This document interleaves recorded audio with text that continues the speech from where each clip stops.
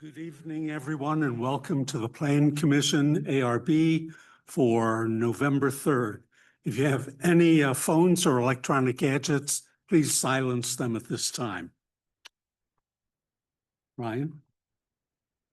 Steve Lichtenfeld, Here? Ellen DeFate, Here. Susan Buse, Here. Jim Arsenault, Here. Darren Van Hoff, David Gibson. Here. Okay, we have minutes from the previous meeting on October 20th. Are there any corrections? If not, I do have one.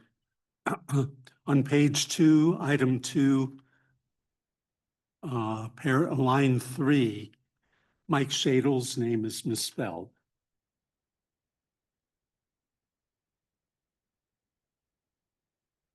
With that correction, do we have a motion? I move to approve as corrected. All in favor? Aye. Opposed? Okay. We'll move on to new business. And the first item is 16 North Central. If you hold on, we'll start with the staff report. The subject property is located on the east side of North Central between Maryland and Forsyth. The property has a zoning designation of high-density commercial and is in the northeast downtown overlay zoning district. The site is currently developed with a two-story mixed-use commercial building. The applicant is seeking a conditional use permit to allow for the operation of a restaurant on the subject property known as Tora Asian House. The proposed hours of operation are 7 a.m. to 10 p.m. 7 days a week. The proposed restaurant would measure 2,500 square feet and would include 50 indoor seats and 20 outdoor seats. Off-street parking is not required for restaurants located in the central business district measuring less than 3,000 square feet. Deliveries will be made in the morning via street parking in front of the restaurant. The restaurant will use existing recycling and garbage pickup services. Staff note that although the application and documents depict outdoor dining will require separate permitting. Staff are of the opinion that the restaurant meets the requirements contained in the regulations governing conditional uses and recommend that the Plan Commission recommend approval of the conditional use permit to the Board of Aldermen as submitted. Okay, thank you. If the applicant could come up, identify yourself, name and address, and add anything you'd like.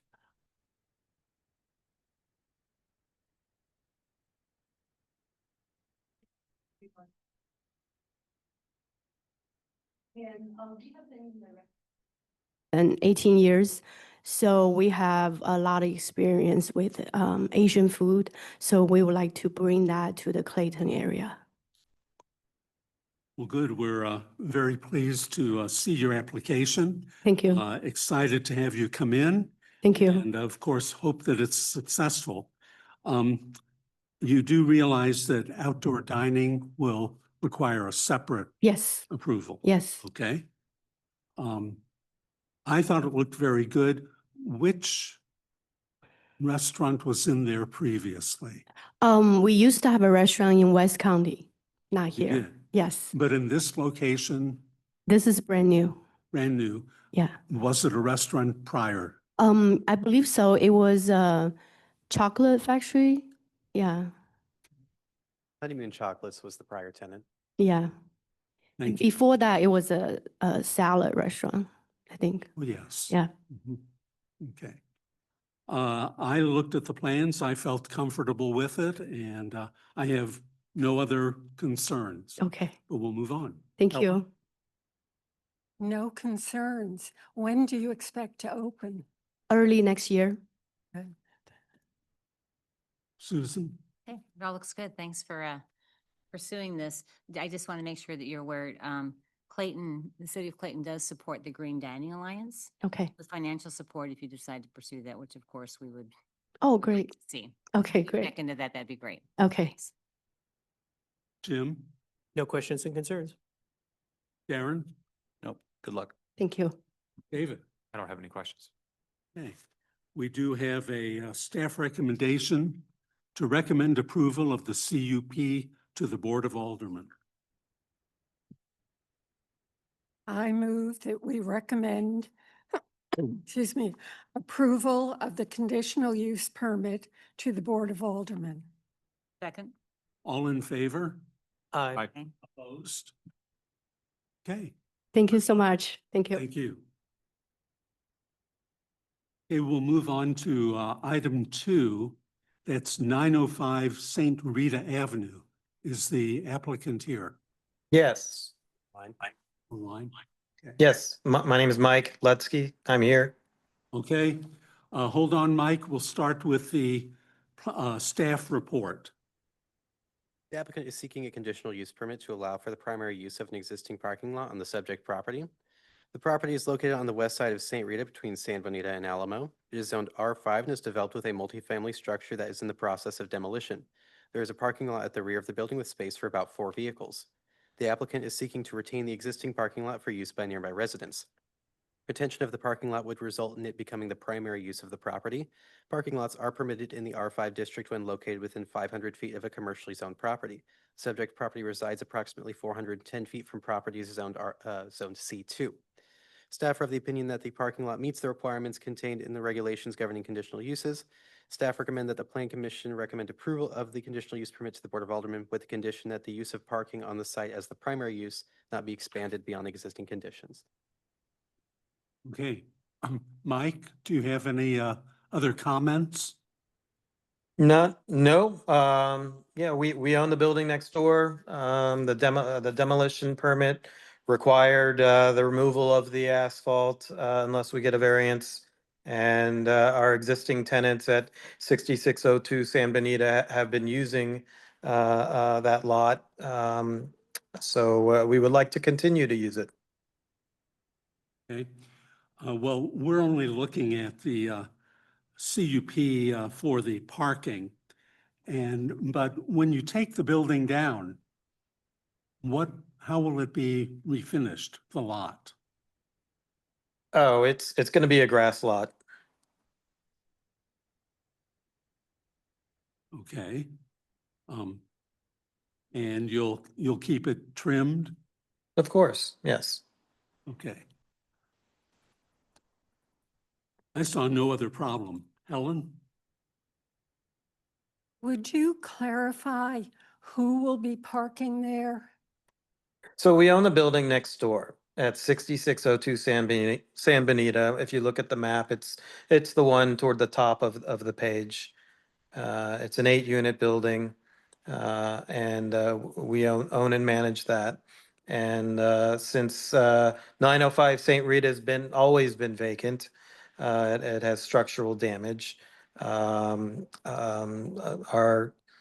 tenants at 6602 and 04 San Benita have been using that lot since they do not have any off-street parking. Okay, I have no further questions. Susan? All looks good. Just a couple questions. So you're leaving the existing asphalt? Yes, All right. Okay. And is there any lighting there now? there's a alley light right behind there. Okay. Just with any improvements you might do to the property, especially with we're having continued issues with water runoff and things like that. So if you do anything at some point, permeable pavers, things like that, and also just the light spillage in a neighborhood like that. But it looks like everything is operational and doing well now. So I have no problems with it. Thank you. Thank you. Jim? Yeah, as long as you follow the staff recommendation to not expand the parking, just keeping it, the parking that it is right now with those 4 spots. That's all we're doing. Yeah, I don't have a problem with that in the meantime. Do you have grander plans for this lot in time or? if We- you- We don't. Right now, we don't have plans for it. Okay. I know personally, it's always a shame to see a building come down and have just an empty lot be in its place, so. We agree. We agree. We wish we could have saved it, but it was structurally, it was too far gone. Well, I look forward to hopefully having you before this board soon with some sort of building replacement sure. that we could see. Sure. Thank you. Thank you. Karen? Nope, that was my question. David? No questions. Okay, Mike, you understand the recommendation for the CUP that the use of parking on the site as the primary use shall not be expanded beyond the existing condition. Yes. Okay. Do we have a motion? Okay, I move to recommend approval of the conditional use permit with the staff recommendations to the Board of Aldermen. Second? All in favor? Aye. Aye. Opposed? Okay. You're all done, Mike. Thank you. Thank you. Bye-bye. Bye. Okay, we will move on to item number 3, and that's 114 Lancaster Drive. Is the applicant here? Yes. Okay, you can hold on until we do the staff report. Subject property is located on the east side of Lancaster between University and Maryland. Property is zoned R2 and is in the Clayton Gardens Urban Design District. The property is developed with a 1.5-story single-family house. The applicant is seeking to install a new vinyl fence, which is prohibited by the architectural review guidelines.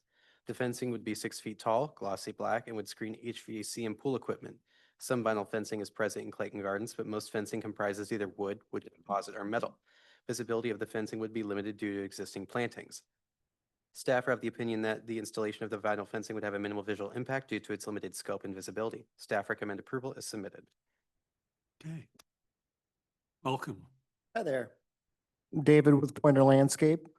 One thing I did want to mention, I know it's not well covered in the summary, that part of the ARB application was also for a metal pergola, which should be well documented on the plans. But we're for the fence itself, we're looking to replace an existing 6-foot wood fence that's deteriorating, and trying to implement a solution that would complement and work well with the pergola itself. And so we went with I've got a sample of the fence itself, black vinyl fencing. It's going to have vertical sections and then detailing around and trim and posts, and would be more of that simple modern look, similar to the pergola. Okay. I was going to question the black color of the fence until I saw the pergola. Is that the reason for black? Yeah, I mean, I think on that's part of it. Black doesn't stand out as much as a white fence would. And the customer wasn't as interested and didn't really like some of the faux wood browns and things of that nature. I think the black of the fence and the pergola will tie well together.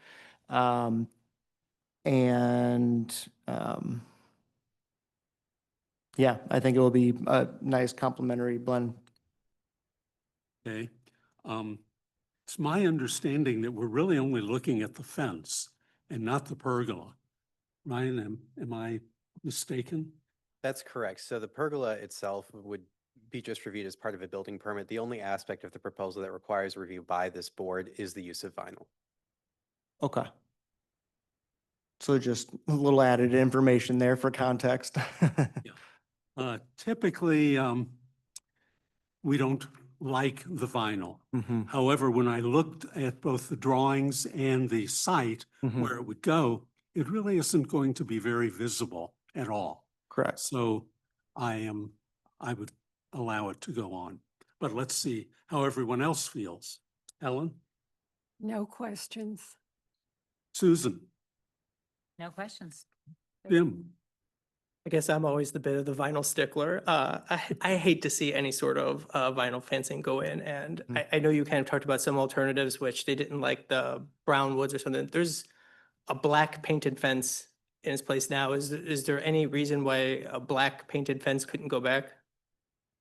Well, so I mean, the biggest concern they have is just longevity with wood. They were hoping for something that's longer lasting. We've worked with a couple different vinyl fencing brands. It's kind of like composite decking, where I think most individuals have their experience with vinyl fencing is similar to that composite decking, where it's very poor quality.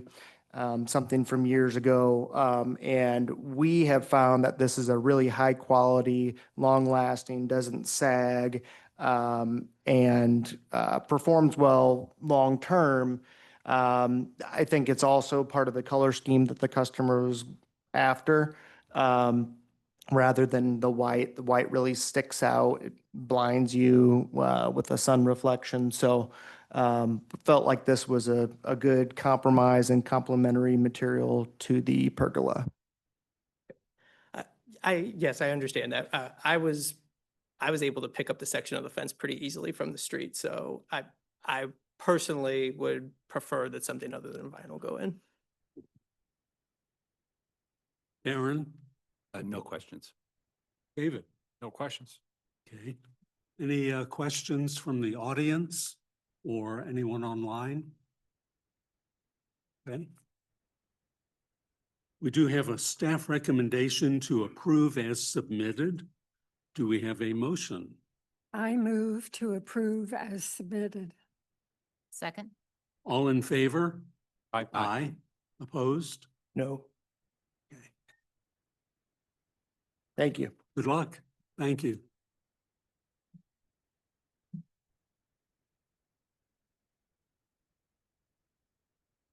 Okay, we'll move on to item 4, and that is 300 Hunter Avenue. And is the applicant here? Okay, hold on.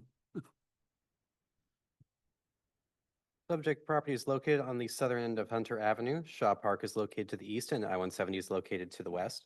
The property is zoned S1 and is developed with a parking lot and office building. The applicant is seeking approval for the installation of 2 wall signs via the sign modification process. The wall signs are proposed to be located on the west side of the building and just below the roof line. To approve sign modification, the Architectural Review Board must determine that there are practical difficulties or unusual circumstances regarding the determination of the permitted sign area or location of permitted signs. The review criteria subjecting the proposal to sign modification are the location elements of frontage and ground floor placement. The staff report details an analysis of review criteria and determined the following opinions: that there are not practical difficulties or unusual circumstances regarding the determination of the fronting street or the placement of signage at or near the ground level, that there are unusual circumstances with the configuration of the lot, that the proposal does not meet the intent to locate signage along frontage or at or near the ground level, and that the proposal to locate signage on a non-fronting facade and near the roof line would have an impact to the character of signage nearby. Staff recommend that the Architecture Review Board not approve the request.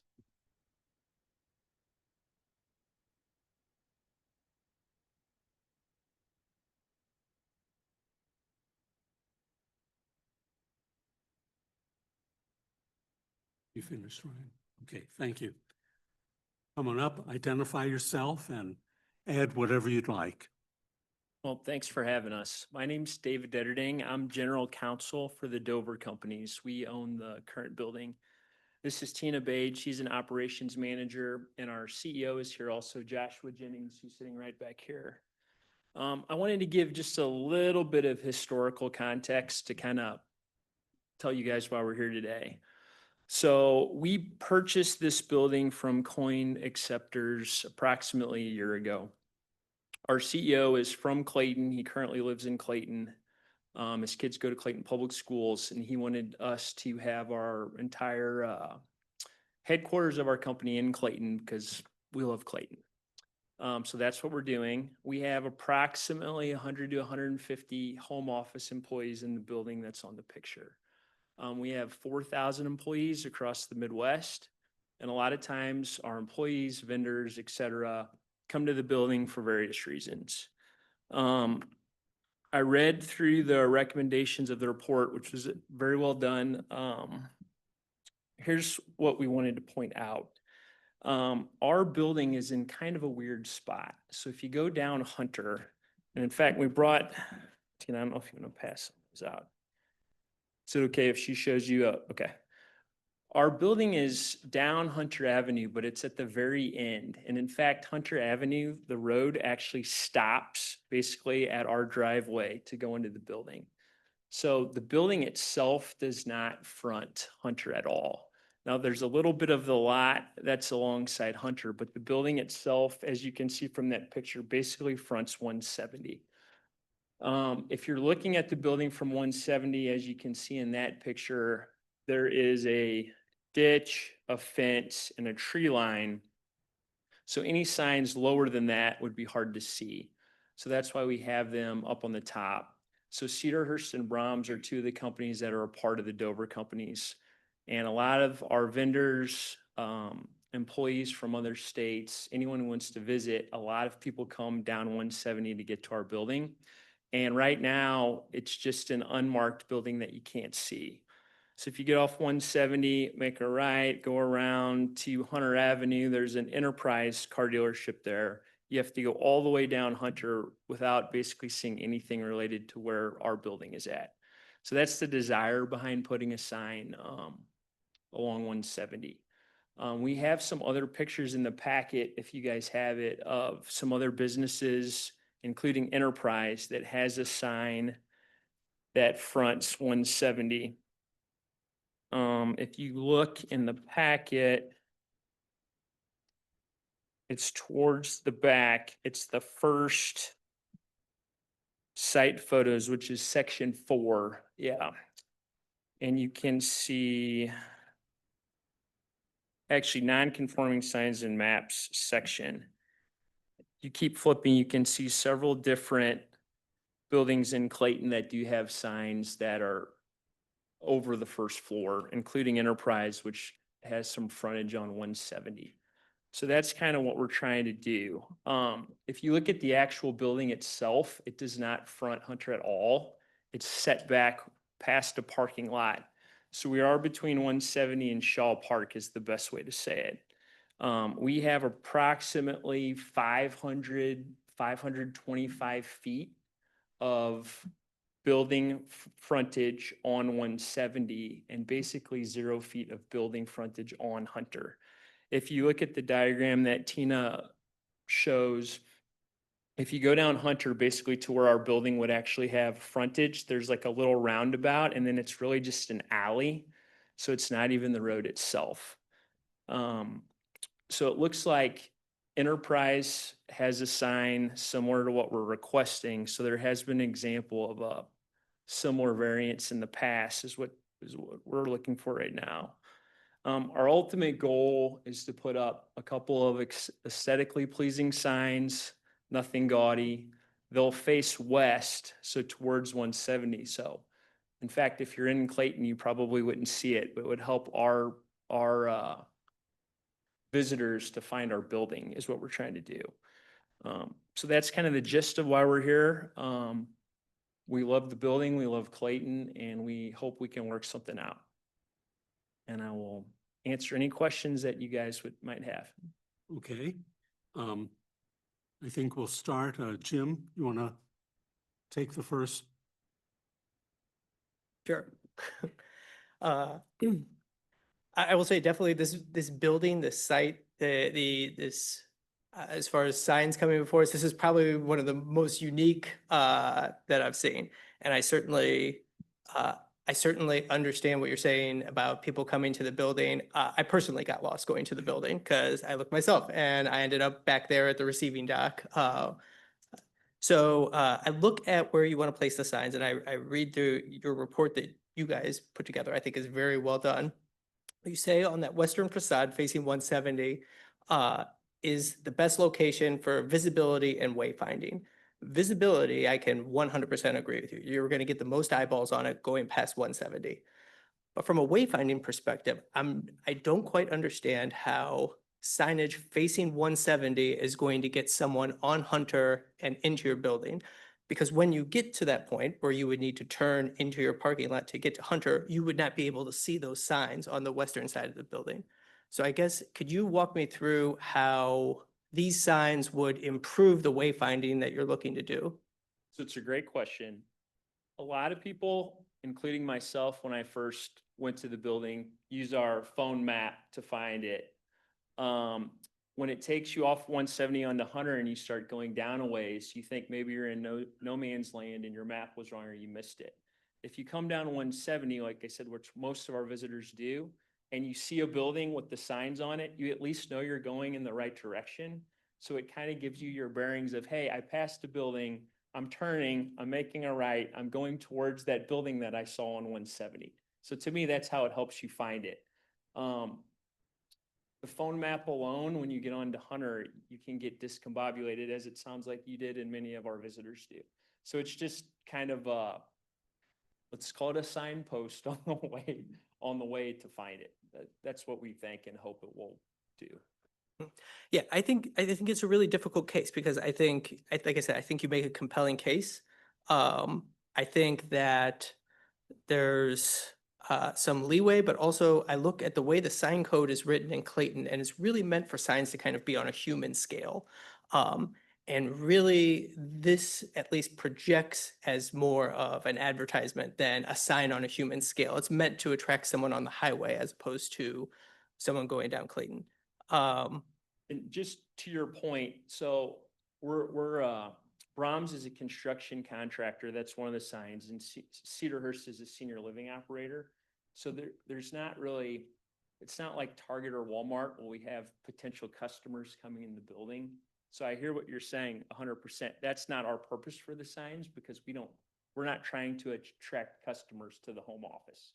It's literally just trying to help because we have a lot of people coming in from other states that literally just can't find our building often.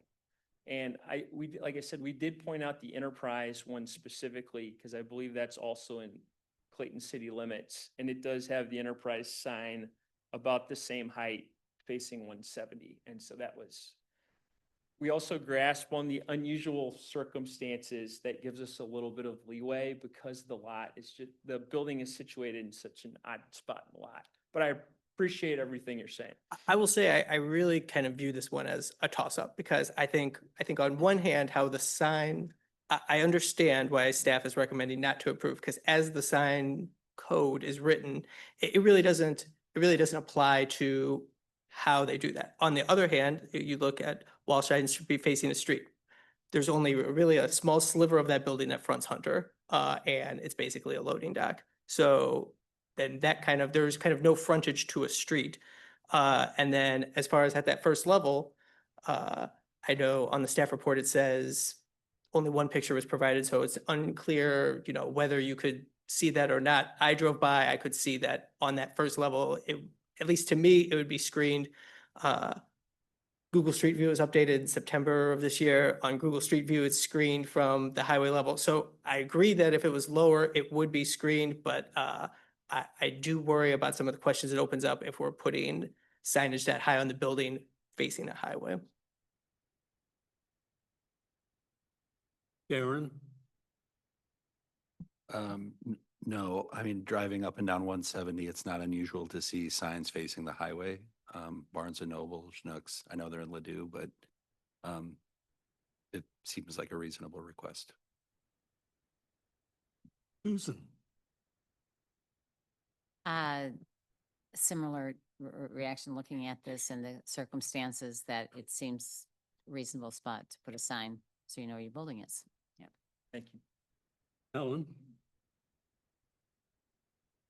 I agree with a lot of what Jim said. To me, the locations you're proposing are advertising. Wayfinding, to get from 170 to Hunter, those signs are not going to help.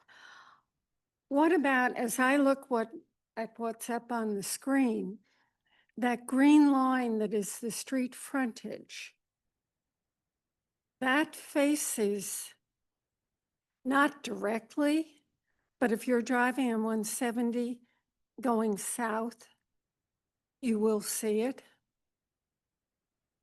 What about that? And then if you want two signs just around that corner, doing something on the front that would help me as I'm driving down Hunter, go, oh, okay, that's where I need to go. So it's a good point.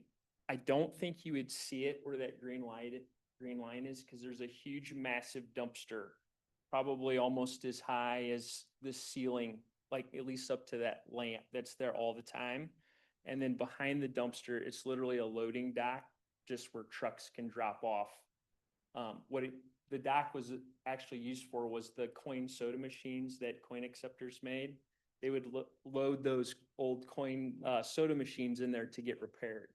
And if you can't see into that area because that dumpster's so high, and then behind the dumpster, there's also a fence. So, and the other thing is, if you go down Hunter, there's like a little circle before you. That green line, most of that isn't actually even. So if you look at the handout, you can see a little bit on that back side. It's not really a place where you could have a sign. There's a huge hole in that back part where trucks can pull up. So there's not really a place. You got a dumpster in front of it. There's a way for a truck to go through, and then there's a big hole where the trucks can pull in as it's just a loading dock. And so, you know, I don't know, and there's oftentimes trucks parked there. So I don't think that anyone, if you got all the way down there, you would basically have found the building as well. I wish it would work, but that would be our concerns. Are there signs on Maryland where you turn into Hunter? There are not. It's just the enterprise entrance, right? Well, on that spot, I understand loading docks, the whole 9 yards. If you were to put it there, I'd be willing to consider something higher. Obviously, lower is Right. not going to be visible. But I think putting it along the highway is, I mean, we've tried to eliminate billboards along the highway. We've got enough distractions. So I'm willing to consider just turning the corner. And then if you wanted to do something on the other side of that corner, again, keeping it high in context, so you're not doing one high and one low. But other than that, I'm not convinced. David, I actually think that the enterprise argument's a compelling one. And the, you know, the fact that this isn't at human scale, it's facing 170. I agree. I think the signs like this are common along 170, so it makes it tough in this particular application. So those would be my initial comments, but I don't have any questions. well, having been around since before this building was built, when it was built, I thought, how would anyone ever find it? But apparently coin acceptors did quite well in there for several decades.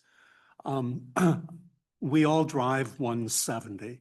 I do think you've made a compelling argument in many ways. But as Jim brought up, there's a real difference between the visibility sign and the wayfinding sign. What I was expecting to see beyond signs facing 170 was maybe a ground sign on Hunter Avenue where your driveway enters, and that's at the far east or north end of the property. I don't know what it is. Simply to allow people coming down before they get to the loading dock to know where to go. But going back to the signs that we're really looking at, I do feel that the pictures you've brought in are very compelling. And I would think in this case, I would go for the signs up at the top of the building, as you have seen, shown. I did look where Helen was suggesting going around the corner, and that would only be partially visible as you're driving south on 170. I think that would be a partial answer, but it would not help wayfinding at all. So as far as what you're asking for, the 2 signs, I would be in support of that. And maybe you should think about a ground sign if it would fit in the sign ordinance. Understood. Understood. Are there any comments from the audience?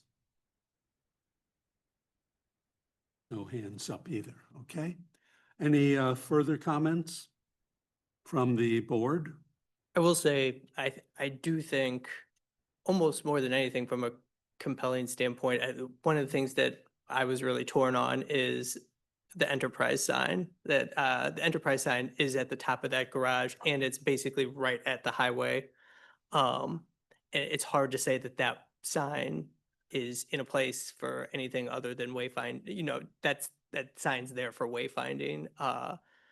And another thing that I do think of is like you know, a building here that I think we've all passed several times, stuff like that, but to see a company come in and invest in Clayton. And, you know, I know for a lot of our bigger buildings where they have major tenants, you know, part of that is they definitely want signage up front to show that they are part of this building and part of this community. And I can understand on the pro side wanting to do something along those lines. Anything else? I Nope. just had, just the one comment is, thank you for investing and being a part of our community. We do have a staff recommendation to not approve the request. But we can make a motion one way or the other. I move to approve as submitted. A second. All in favor? I, Opposed? Okay. Thank you. And we'll look for the sign soon and welcome to Clayton. Thank you. Thank you.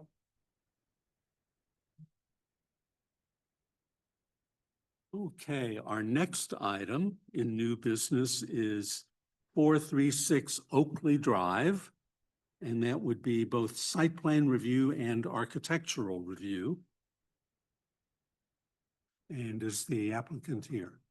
Okay, hold on, we'll start with the staff report.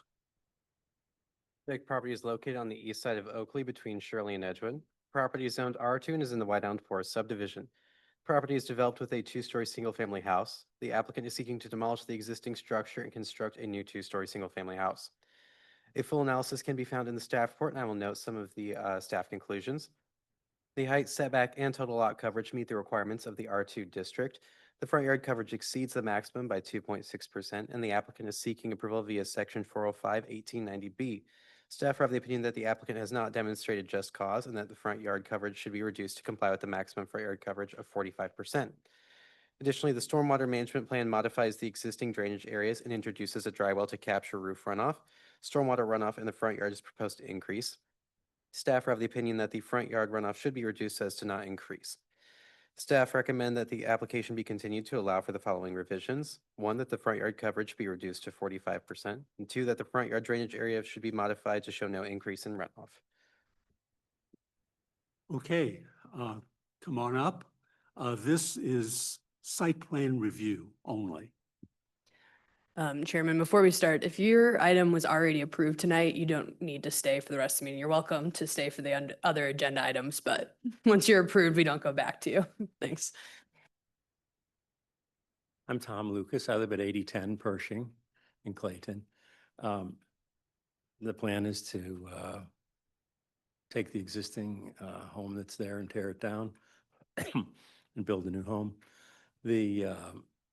The reason for tearing it down and building a new one instead of fixing that one up is because it was so damaged. It was one of the few houses, or the only one that I've really ever heard of in Clayton that was condemned. There were rodents living in it, a squirrel particularly, and chewing on the woodwork, and a hole in the roof where you could see skylight, daylight through, water coming in, a lot of water damage. And one of the downspouts in the south side of the building hadn't been on there for, nobody really knows, years, if not decades. And with the one corner of the house dropped a few inches. as documented by structural engineers, and they said that that really couldn't be repaired. They could stabilize it, but it was about 4 inches over maybe 20-ish feet or 25 feet that this house had settled. I did get multiple bids to renovate the house instead of tearing it down, and it didn't wash financially to fix it up. It was that bad. So I know that's a question that's on everybody's mind, is why do you tear down a house? And it's nearly 100 years old. Did the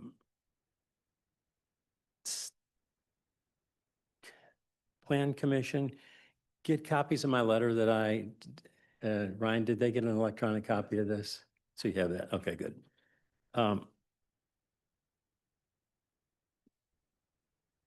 The one thing I did want to add was, I think, if you look on page 2 of the staff report, the second paragraph from the last on page 2, about 2/3 of the way into that paragraph, the proposed driveway would allow for more cars to be parked off the street, but would also result in a reduction of street parking with a larger curb cut. That's in error, is there's no parking on that side of the street. So I wouldn't be cutting down by making a wider curb cut. Maybe not a major issue, but if that driveway does get redesigned, it could impact, that. And regarding the front area going over 45%, the front yard area, I describe it in my letter that you saw. And then after,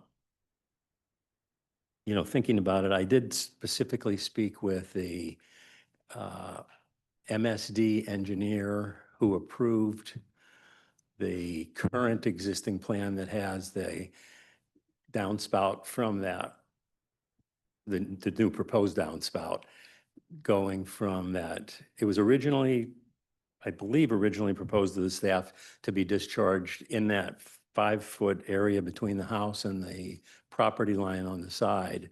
And they were told it has to be 10 feet away from the property line. So they put it underneath the driveway, so it's going to the center of the front yard. I spoke to the MSD engineer who approved that plan as it's currently submitted, and said to him, it's like, well, what else, they can't really make suggestions, but he did. And he suggested that it be done the original way that was proposed, that would actually require variance to put that downspout discharge in that area south of the building, to the right of the building, in that area, even though it was less than 10 feet. Because the water wouldn't be as concentrated as it was running towards the street than if it was put over in the center of the yard. And I think as far as site plans, I don't think there's anything else. Is there anything else I would normally say about the site plan here? I don't know. Well, we have the site plans in the drawings on C4. And of course, we have a colored version Right. of C4 also, which is on the screen right now. Or that's probably to be addressed by Right. Eric, who knows it much better I than have I a do. feeling we'll get there very Right. quickly. Right. But if you're finished, we'll start our comments. Okay. Susan, would you take the lead? Sure.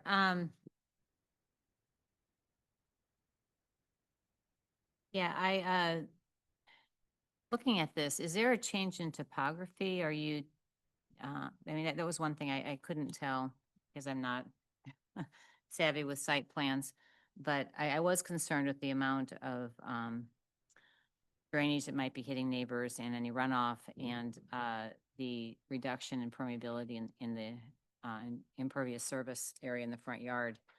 So is there a change of topography and how the water is going to be flowing, or? Yeah, Hi, my name is Eric Vietmeyer with Vols Incorporated. We are the engineer of record for the project. In general, the topography is not really changing. It's existing sloping from left to right and from back to front. Same situation moving forward. We just have a slightly larger footprint for the house. So adding that, the ridge lines of the roof, placements of the downspouts, that's what created the original increase going to neighbor to the right. Reworked some of the drainage areas. As the owner, Mr. Lucas, pointed out, we piped downspouts on the right, under the driveway, centered in on the front yard, so that we have a reduction going to the adjoining property owner that results in the increase to the right of way.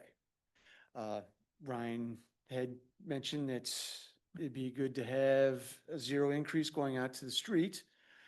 We have discussed that, and we could put in a secondary dry well, but given the topography of how much is falling from left to right, that secondary dry well would have to be to the right of the driveway, and it would have to be a long, skinny, linear dry well, and then still had that final discharge where we're showing it to the left of the driveway. That could get us either at or as close as practical to that zero increase to the right of way.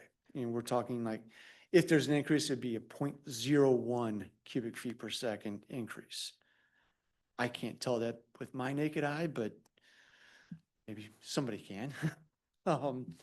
So that is a way to help offset water that is being increased out to the right of way that, Ryan had commented on.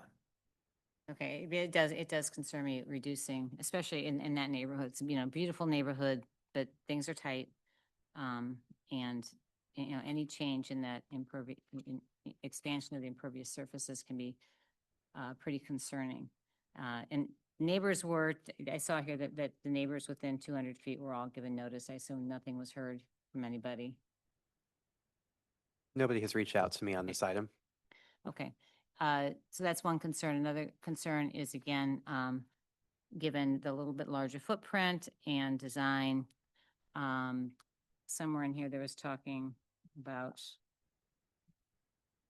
I think, lighting, and is the lighting that you're planning on putting in shielded, like no spillage over into the neighboring properties? I think that's an architectural item.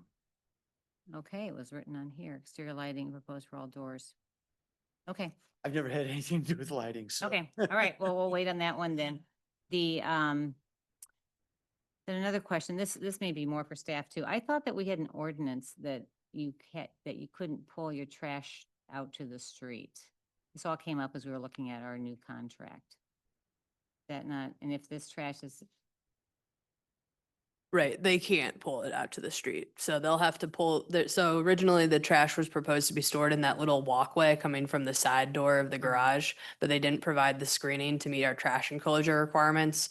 So the applicant has stated that they're requesting to store it inside and pull it out to that space on the days when it needs to be accessed, but they would not be able to pull it up to the street. That would be a violation of our ordinances. okay. And the other question I had, and maybe staff can answer this too, when they're talking about, when there's discussion of the landscaping and existing canopy coverage is roughly 9,200 square feet, with 5,655 square feet to be removed, and then an addition back of 250 feet, which is more than the replacement requirement. What is the rate? Do you have to replace what you take down, or how does that calculated? So the replacement requirement is based on the minimum canopy coverage, which is assigned based on our zoning districts and then calculated per the size of the lot. Okay, and so they're over it now, they're taking down some of that and putting back some, but still over what's required based on the size of the lot. Correct. So there's not really we say what they're removing, but really their replacement requirement is whatever gets their site to go over that minimum threshold, regardless of how much they've removed. Okay, I don't have any more questions. Thank you. Jim? Eric, this might be more of a question for the applicants, but is this going to be owner occupied or is this a speculative development? Okay, Owner occupied. thanks. Yeah, I know the direction kind of we're going in a lot of these is to, reduce coverage as much as possible. And, looking at ordinances to kind of even roll back what's on the books. So to go over, I understand that this lot has a small footprint and that makes things difficult, but it's also quite a large house going on a very small lot. So I think I'd be inclined to agree with the staff recommendations. And we had discussed, the team, about reducing the front yard coverage to get at or under that 45%. Is one of those things, we just took a shot in the dark. If we can get it, great. If not, we'll trim down. We already discussed modifications to get us under or at or below 45%. So that's already in the works. Aaron? No. David? I don't have any questions. Well, Eric, from your comment about the 45%, I think we have to go that route. From my point of view, we should not increase over that impervious cap. I think it opens up a precedent that we would then see more and more pavement all along the street. Sure. And luckily, there's no parking on that side of the street. So I think we're okay. But I definitely agree with the staff recommendation also. And it sounds like the front yard drainage, which is being requested to show no increase in runoff. We've If already I discussed that as well. understood what I read and what you're saying, the change is very, very minor. Is that correct? Well, I mean, the increase right now is about 0.08 CFS that would be going out to the street. If we're able to put in a linear dry well to the right of the driveway, still discharge to the left of the driveway, so we have 10 feet for that discharge point, then we could be at 0 or maybe a plus 0.01. Just looking at the yellow versus the red, I think we're closer to that 0 differential. So my request on behalf of the owner is for staff to approve with conditions of hitting 45% or less for the front yard coverage and providing a secondary dry well. And then, of course, the deed restriction for the BMPs to be recorded with St. Louis County. Just a request. I think that's fair. Do we have any comment on that from staff?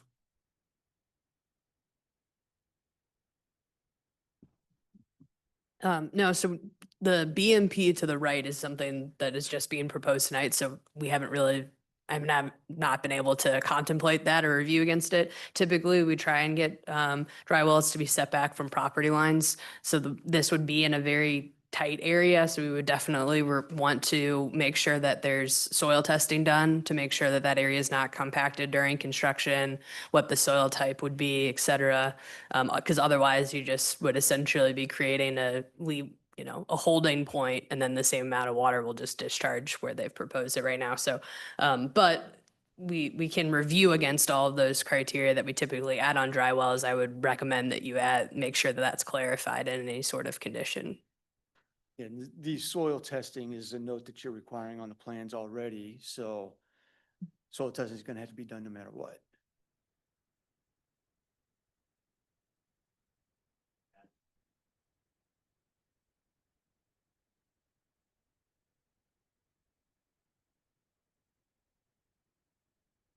I've been working on it for that. David, did you have other comments? Yeah, it was just, in your letter, you talk about removing the retaining walls on both sides of the stairs. They're still in the rendering for the architectural review. I think it's more of a monolithic. Almost like those with a stone pedestals, almost veneer. like pedestals that are there. They rest on the sides of the stair. Right. Yeah. Not those two, but they were along the whole length of the stairs. Okay. Going down. So when you talk about reducing, that you've got some ideas on how to get that down, it looks like those pedestals themselves or maybe 4x4 or so in size, and you need 32.5 square feet, it looks like, in order to get your calculations to work. Yeah, Are you looking at we're narrowing the The driveway that you're looking at? I didn't know Yeah. if you were looking at an architectural feature that, No, we're impacts looking the at other the plan. driveway. Yeah. all right, that's what I was getting at, is how do you plan to make up the 32.5 square feet? All right, great. So it seems like we're getting some solutions right now. Sounds like a good meeting. Okay, so that we'd be able to meet with proper engineering, the 45% and the front yard drainage to be modified to show no increase, right? Yes, Following what Anna was saying also. correct. Yeah, very confident we'll be able to match that, and it can, be further reviewed by staff. And if the board is able to approve with those conditions, and if staff approves, then I don't have to come back. Steve, I, Jim? I hate to be a stickler on this, but I think there's enough moving parts. I personally would feel more comfortable with it being continued. I would agree with that. I think it would allow us to look at all the changes, and even though you would have to come back, I think it would give us a lot more confidence in the outcome. Okay. Worst thing you could have done was say no. I had to ask. Coming back is better than no. So, with that, any other comments? Any comments in the audience? No? Okay. Helen, you want to take a crack at that? Yes. I move to table this to a later date to be determined to allow the applicant to make staff recommended revisions. Second. All in favor? Aye. Opposed? Okay. Well, we'll see you again You sure? on this part. Thank you. Now, I do have a question for staff. Since we've tabled this, is it right to go on with architectural at this point? We typically recommend that you go through the process, and that way, if there are any comments under architecture that you want them to address, they can do that at the same meeting. We will start on the architectural review. And Ryan, 1 second, guys, I accidentally closed the one I needed.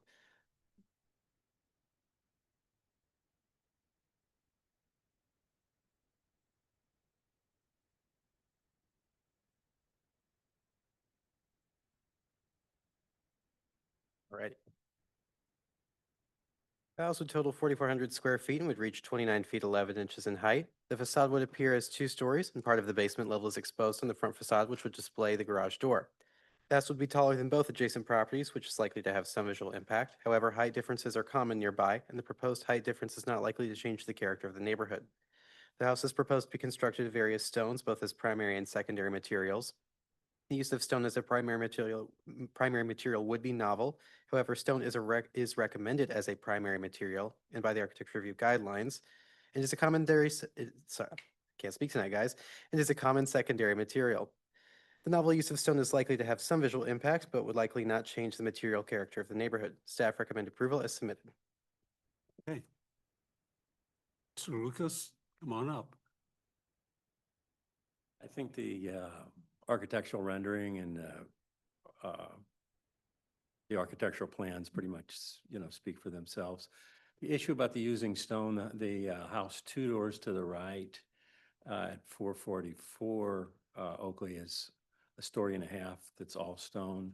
And then over on Edgewood, I think it's like behind it and 2 or 3 over is largely stone. It's a Tudor style, so there's some timbers and stucco with it, but stone is used fairly, it's in Whiteout Forest. It's not like a unique thing in there. I think most of the other rest of it's self-explanatory. Here's some materials. There's actually more of that stone down there. The people at the stone company told me that they had to give me 2 boxes of it to get there's some variation in color. It's like a light gray to a light tan. It's called actually Mayer Blend. I think the Mayer builders were using it decades ago. And it would not have the chocolate colored stones in it, though, that the Mayor blend has. Those would be pulled out. And that would be dimensional stone. It wouldn't be like this where they're all different sort of shapes and sizes. But it would have some jumpers in it, which are some of the bigger ones as well. A black variegated roof, black gutters and black windows. There's a sample of the Palo window color there too. Okay, Susan, want to take over? Okay, it's a beautiful home. The drawing is beautiful. I do wonder, though, with the increased mass, the wider drive, you know, the garage, there are other front-facing garages in the neighborhood for sure. I'm not sure how many are that big, in the height. So I do wonder on the character in the neighborhood, but I'm I'm interested in what everybody else has to say too. Yeah. I have to say I have a lot of character concerns with it. I think in a vacuum, I think it's a very lovely house. And I think in other sections of Clayton, I think it would fit in wonderfully. But as part of our Clayton 2040, where residents commented, one of the things that they mentioned being a real draw for Clayton is the character of neighborhoods. And White on Forest is almost entirely original.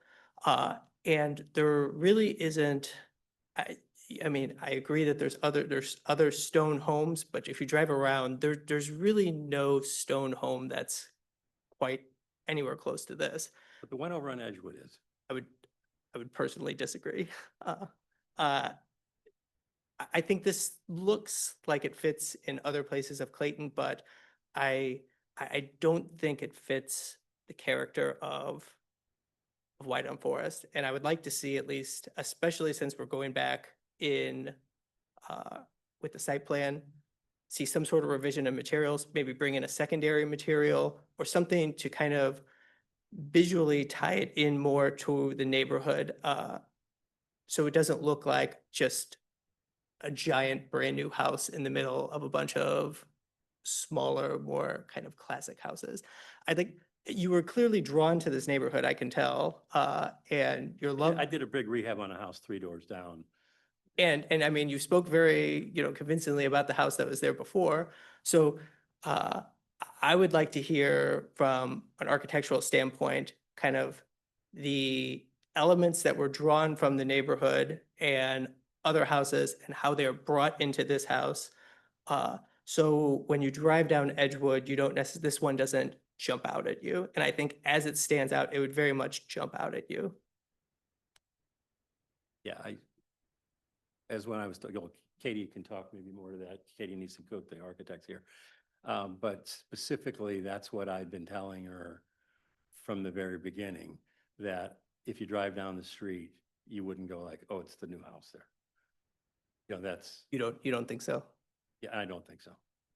Okay. And that's why I've been telling her from the beginning of how to design it. I mean, that was the direction that I gave to do. I mean, it wasn't like, oh yeah, you design this one and that's what I feel about it now. That was the direction from the very beginning. I personally, when I go through the neighborhood, I see kind of a lot more rusticity where this entry especially, I think, is very formal.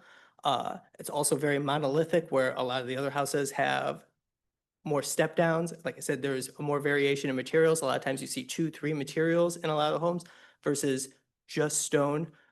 When you see front-facing garages, a lot of times it's a single garage instead of, you typically don't get this double garage and this wide driveway. I think That's because they were built in and when the Model Ts were being built. 100% correct. I'm just saying all those 4 things that I just listed off, and I could probably, if I had time, list off more. I think all of those are things that make it look like a new construction in the middle of a very classic neighborhood that would stand apart as opposed to blend into the neighborhood. I would hope that you would use this time when you come back to maybe come back with a design that blends more into the surroundings.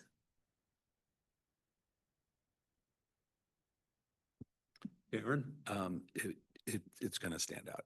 It's a beautiful house, but it will, I mean, from seeing other new homes in old neighborhoods, the massing of it, the 2nd-story window is really almost at the peak of the house next to it. So it'll overwhelm the houses next to it. David? Yeah, I don't think I have any questions or anything that I could add at this point. I think I share that concern to some extent as far as the character itself in the neighborhood. Helen? I would agree with Jim. And I think what's driving it for me is the monumental entry. If you look at the entry, the front doors going down the street and in the neighborhood, they're more human scale. This is raised and then it's large and the color is not unique. There are other white, in essence, homes, but they're not stone. And the entry, I mean, I can live with the 4 doors or the 2-car garage, actually 4 cars, Too deep, step right, yeah. deep. So you've got a double garage door. I can live with that. But the entrance is just, it doesn't fit on the street. Now, another question, is the stone cultured stone? It's true cast, or it's true stone, More, it's mined stone, yeah. okay. Now, that, Well, Tom, Could we hear from Katie? I mean, about the Oh, sure. architectural issues? come on. Katie Neeson Cook. And I mean, I can understand where all of you are coming from. I mean, when you have a basement tuck under garage, kind of have to elevate the front door, because otherwise you're coming into the basement. However, I can also understand, you know, wanting to bring the scale of the entry down. So I'm a little torn on which way to go right now. And so I'm not sure that I have any great insights to add right at this second. Were you finished, Helen? Okay, well, I do have a few other comments. In the past year, we've talked about character and context in many of our neighborhoods as we've seen new development going up. And I think this is a very appropriate project to discuss those issues. And Jim, I think you brought it up very well. Wydown Forest is a jewel of an eclectic neighborhood. We have some very traditional homes like the one just to the north of this property. And we have some very contemporary homes that were built in the last 2 decades. So there's a lot of variety in it. There's a lot of different material. But what I've noticed in all the homes is that they tend to blend in and make an eclectic style where nothing major really stands out until we get here. And I feel this really stands out because of its massing, because of the singularity of the major material on it. And don't get me wrong, it's a magnificently beautiful house. But walking that street over the weekend, I was wondering if 2 things could be done that might help. Number one, I thought the double garage door really was imposing. I don't know if you could fit 2 single garage doors in. When I looked at this, the It would be size, tight. it's very tight. And secondly, as Helen was bringing up about the entrance, I was hoping that the entrance would have been a half flight down so that you would have fewer steps going up. But of course, that would mean you would have steps inside the house. But we're only looking at the exterior. So I pose that as only responding to the exterior of the house. Some ways to try to bring it down and make it not so imposing. I think another thing that makes it imposing is that it is basically a cube, not an exact cube, but it's very, very strict in its proportions. And we don't see very many of those in the neighborhood. So my concern is it just doesn't meet the character and the context. Maybe size fits into that, but I'm less concerned about that. And if anyone has any comments further about what I said or what I didn't. I think my only concern with bringing the front door down half half a flight or would be with regards to aging in place. And like, while we have planned for an elevator in the future, we were not planning to include one. And so now, instead of, we're automatically adding a stop on an elevator if we have the front door at a mid-flight. Or at least that's what popped in my head as. Well, the brought that idea. proposed elevator would be on the other side of the stairway. Which would be well away from the front door. Yeah. So it's a possibility. I would be more than happy to look at it.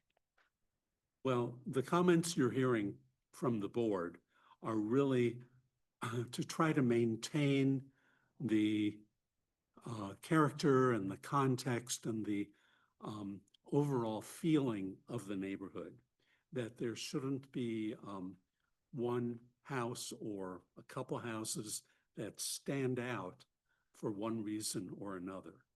And I really think here again, it might be good not to take a vote tonight, but to let you think a little more about it and come back. I don't know if the rest of the board has any comment about that. See heads shaking. Do you want to confer with Tom about that?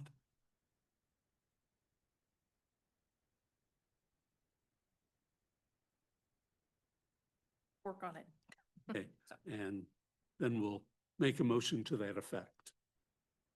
Okay, I move to table to a date to be determined. Second. All in favor? Aye. Opposed? Okay. We'll look forward to seeing you all again. Thank you.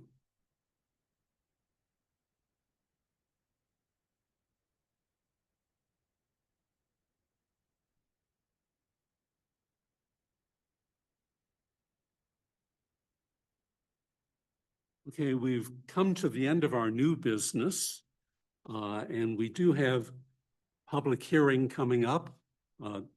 Everyone's invited to stay if you'd like to stay longer. If not, the new business is finished at this point. So we appreciate everyone being here.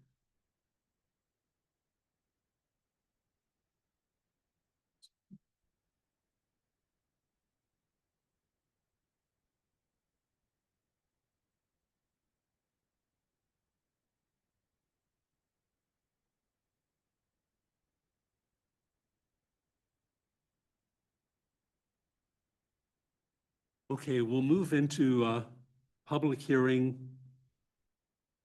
I guess we have to do each one of these individually. Okay. We'll open the public hearing for public hearing number 1, text amendment on the sign regulations. Ryan? So right now, Board of Aldermen Plan Commission staff are all generally in the process of implementing the outcomes of the comprehensive plan that was completed and implemented last year. So one of the key results that came out of the comprehensive plan was to observe where there might be opportunities to streamline various procedures. This is not a key result that is implemented all at once. This is something that may come about over time in smaller portions as we observe things that could possibly see some tightening or some streamlining. So one of the items that we've looked at and that we've brought before to this board in discussion sessions was taking a look at some of our sign elements that could use a little streamlining. And this is broken up into two pieces. One is ground signs, the other is blade signs. When looking at ground signs, the code presently requires that all ground signs, regardless of their materials, be approved by the Architectural Review Board. However, the Architectural Review Board has been pretty consistent with what materials that it supports or does not support. So one of the things that we're proposing is that, much like other signs, that ground signs can be reviewed administratively, but instead now we'll propose some architectural review guidelines to go along with ground signs. And those architecture review guidelines, which I believe I may have pulled up. There we go. These architecture review guidelines, they're going to clarify how the ground signage is measured, because that's a common discussion that we have with folks. Additionally, they're going to clarify what materials are permitted or not permitted. And really what we're doing is we're prohibiting that use of vinyl in that we would have in other spaces. Beyond that, generally the Architecture Review Board hasn't shown any sort of issues with other ground sign materials, which tend to be like wood, stone, brick, metal, things of that nature. Additionally, the other item that we are looking at are the blade signs. So right now, blade signs are limited to 1 square foot, but if we take a look around, blade signs generally are greater than 1 square foot. Staff did an analysis of previous blade sign approvals, and it's kind of broken up into a couple different sections. You have most of your blade signs that are in sign subdistricts, but you have some examples of them being outside of sign subdistricts. But overall, you have an average size right around 5 square feet.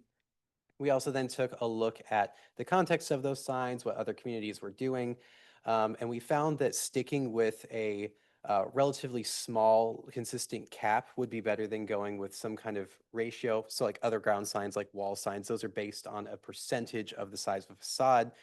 Well, other communities that use a proportion to regulate their blade signage, they have much larger signs than we do, and we want to make sure that those blade signs sort of stay within the small pedestrian-oriented character. They tend to serve commercial retail businesses.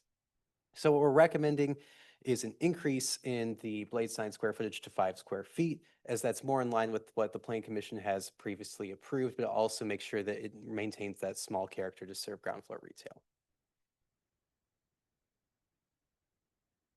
Thank you. I think what's being proposed really came out of what we've been discussing all along. So I really have no problem with it. I began thinking about ground signs, as I mentioned, for the former Coin Acceptors building, forgot what their new name is. And also I thought, what if they had wanted a blade sign on that building? 5 square feet would not show up along the highway at all. So presently, office buildings that do not have separate entrances are allowed a maximum of 2 blade signs at the building entrance, because those blade signs really are geared towards the building entrance. If they wanted to do something larger and more spectacular, like you see in some larger cities that have a similar built environment to downtown Clayton, then that'd be something that somebody could come to this board for sign modification. So we will still always have that opportunity for a modification. Correct. If necessary. Otherwise, I'm all for it. Ellen? I'm all for it too, and I love this. Excellent. You've played to the architects and the graphics. All good. Jim? I don't have anything beyond what we've discussed at previous meetings. Darren? David? Great. An easy one, okay. Okay, all we need to do is approve it or not. I move to approve as submitted. Second? All in favor? Aye. Aye. Opposed? Okay. We'll close that public hearing and we'll open the second one for the text amendment on retail smoking regulations. Yes. So this regulation is really in response to community concerns about the marketing and sale of tobacco and tobacco-related products, nicotine products, to youth and that targeting. So we reviewed our regulations right now. We regulate retail smoking as just a subcategory of general retail use. So what we're proposing here as staff is to create a definition for a retail smoking establishment that would then have specific requirements assigned to it. So under the zoning regulations, this use would then be allowed within our C2 and HDC zoning districts as they stand currently. And there would be the separation or buffer requirements that mirror the regulations that we have right now for marijuana dispensaries to keep those businesses a certain distance away from schools and daycares, et cetera. So this regulation is being proposed and reviewed in conjunction with some modifications that will go to the Board of Aldermen for offenses and licensing related to tobacco sales.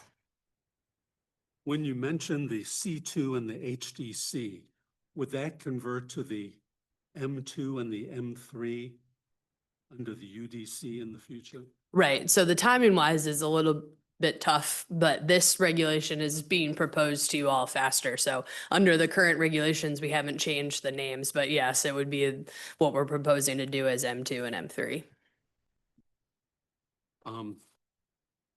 I have no problem with it. I thought it was well defined and stated. Helen? Well done. Susan? Yeah, just one question.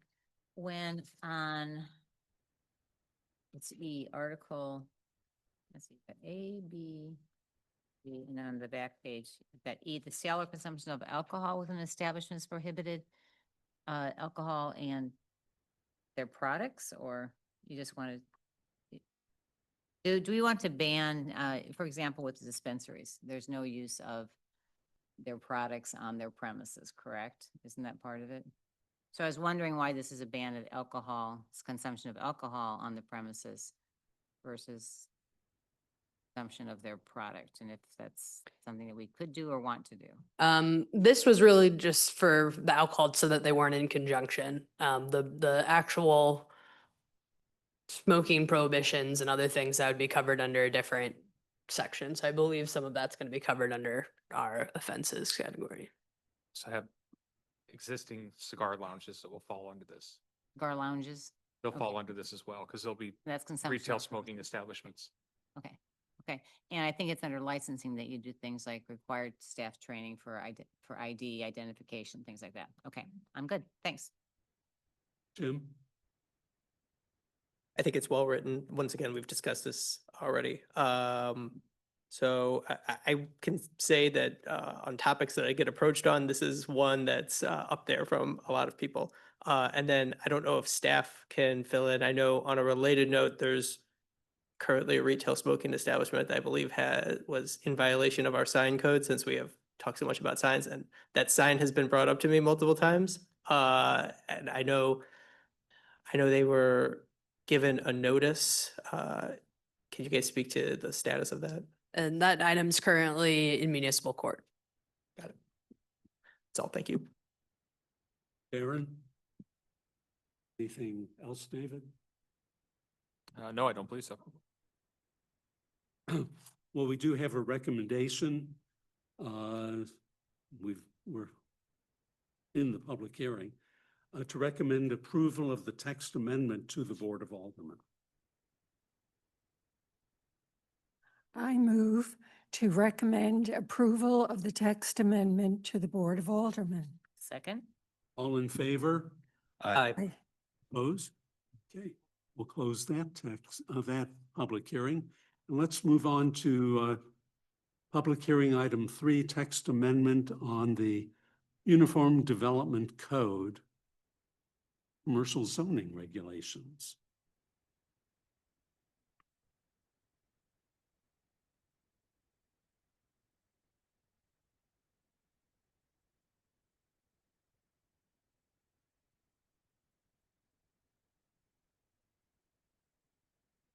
So we're just going to provide an introduction. This is the same presentation that we went over on the 20th, but there are additional people here in the audience tonight, so we're going to provide an abbreviated version of that. I'll go through my slides pretty quickly. This is summarized in the staff report that you received. The goal of this, as with the sign modifications that Ryan went over earlier, is to take a step towards implementing our comprehensive plan.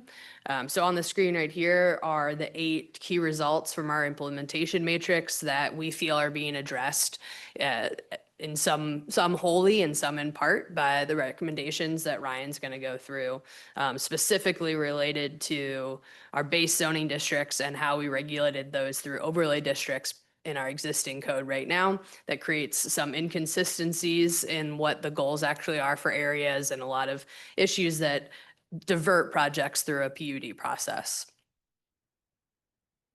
So to get started on the key results that you saw on the screen, we started with our transit-oriented development districts. That's an overlay that we currently have 2 of over part of our downtowns. Ryan went through an analysis and found that many of the goals of the TODs were not really going to be addressed on such a micro scale based on the goals of that. So then we started really quickly to realize we needed to broaden the analysis beyond just those 2 overlay districts to look at the city as a whole.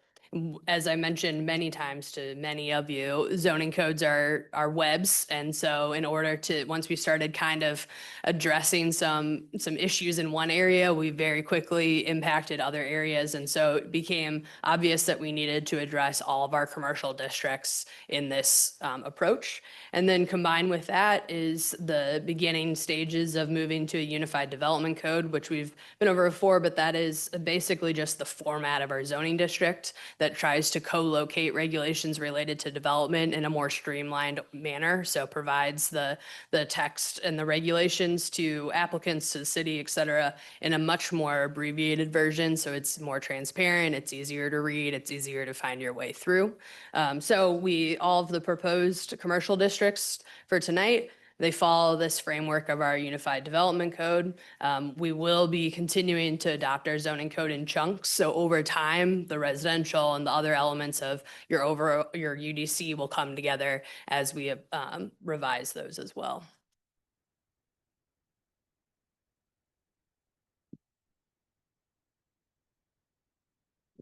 Alrighty, so again, I know that we've seen some aspects of this presentation before, but we want to make sure that those folks who are joining us on this for the first time, that they kind of get an overview of what we're doing. So this slide is essentially a visualization of some of the differences that you're going to see between current zoning and unified development codes. So on the left, you see what the outline is for just the high density commercial district, whereas on the right, you would see the organization for all of the commercial districts. And what that ends up looking like, as you can see at the bottom right here, is that for the existing, right now, for all of our commercial zoning sections, not including the overlay districts, we have about 9,900 words. With our new Unified Development Code covering all of our commercial zoning districts, we can take all of that same regulation down to about 3,600 words. And so now I'm going to briefly walk you through all of the sections of this Unified Development Code. And as we're walking through this, I want you to think of this as an evolution of the existing zoning code. Yes, it's going to look very different, but we started from where the code is currently at, and it's largely being modified and updated. And so one of the ways that's going to start is with the purpose statements. And when you open any zoning code, the first thing you're going to see is what is the point of this particular section of the zoning code. So right now, the commercial zoning districts really focus on that commercial and office aspect, and those are really important. We want to maintain those. One of the outcomes of the comprehensive plan was that we want to think of some of these areas as mixed use spaces as well. So right now, if we think of C1 areas, right now Des Moines is an area zoned as C1 neighborhood commercial, but it presently has a lot of mixed use. And then we can take that all the way to downtown Clayton, which is high density commercial. And that area is expanding as a neighborhood. You have more residential development. So we want to retain those important commercial and office aspects, but they are growing in their mix of uses. You're going to see some changes in the names and in the descriptions. You can see at the bottom here, though, it is simply an evolution of what we currently have. So C1 neighborhood commercial, M1 neighborhood mixed use, C2 general commercial, M2 general mixed use, and so on. Applicability, this largely sets the standards for applying in all these zoning districts. However, one item that is going to be updated in this is the introduction of alternative compliance. Alternative compliance is something that this board sees largely in urban design districts. And this gives a little bit of flexibility to the architecture reviewer to consider alternative proposals, which may differ from what the zoning code allows, but may be something that is desirable or meets the intent of the underlying zoning. Three-dimensional standards. So right now, if you look at any of the dimensional standards for a zoning district, and that's going to be things like height, setback, floor area ratio, it's going to come to you in paragraph form. So you actually have to read through a paragraph. This building can be X feet tall. The evolution of that is that it's going to end up in a table that shows you kind of everything in one place. We've also modified the location of something. So for example, in the current zoning code, you're going to see a lot of things related to height actually in the use table. So you'd go down to see whether something was permitted or conditional, and there might be something related to height in there. So that's going to be moved back into our dimensional standards as well. And this is what it's going to look like. So rather than going through paragraph form, you find your zoning district, you go to the relevant dimensional standard that you're looking for, and you can find it there in the table. One of the things that's changing is we're moving from a front setback to a build to line in our C1, C2, HDC becoming M1, M2, and M3. And what that change is going to be is right now a setback is you need to be X feet away from the property line or more. A build to line is that's where the front facade of the building is going to need to be. And that's because in our commercial zoning districts, these are very pedestrian oriented places, and we want to make sure that we have that consistent facade. Here, we also introduced height encroachments. So it's common to see setback encroachments. For example, a deck can go so far into a rear setback, a front porch can go so far into a front setback. But there's been ambiguity in the past in terms of what if you have a mechanical penthouse or an elevator shaft or stairway that goes up to the top of the building, how does that affect height? So we've clarified that by putting in height encroachments onto the tops of buildings as well. And then one of the items that has changed in terms of the dimensional standards is we are right-sizing some of the zoning. So floor area ratio is something that we have talked about previously, but it's the most notable change that you're going to see. And so right now, floor area ratio is a tad small for the actual reality of buildings throughout the commercial zoning districts. C1 to be M1 does not have a floor area ratio. That's a maximum height that's not changing. But the floor area ratio is going to be changing to 5 in M2, and we'd be changing to 13 in M3. This is not going to allow anything larger than what is presently constructed, but it is going to right size the zoning for a lot of buildings and bring a lot of those buildings into compliance. There are some callouts though within the dimensional standards. I know visually it might look like an overlay, but these are just callouts within those dimensional standards. The first one is the downtown character area. And this area is an evolution of that Northeast Downtown Overlay District. This is an area that historically has some smaller buildings and a lot of the older retail that's around. Yes, there are a couple of larger buildings that might fall into the space, but the goal of what this area is meant to do is to protect all of those smaller buildings. So the floor area ratio, the height is reduced. There is some incentive to increase that floor area ratio from 3 to 5 with some step backs at I believe it's the third level. However, it's generally meant to protect the character, incentivize reinvestment, or what's still available for folks, if folks want to build something that maybe doesn't meet these dimensional standards, they still have the PUD process available to them, which is what most folks have to go through right now to build something downtown. So then, this area would include the current Bemiston Place. Correct. Would that building fit into this new character area? That building would not fit into the Right. character area in terms of the dimensional standards. They would still be required to go through a PUD process.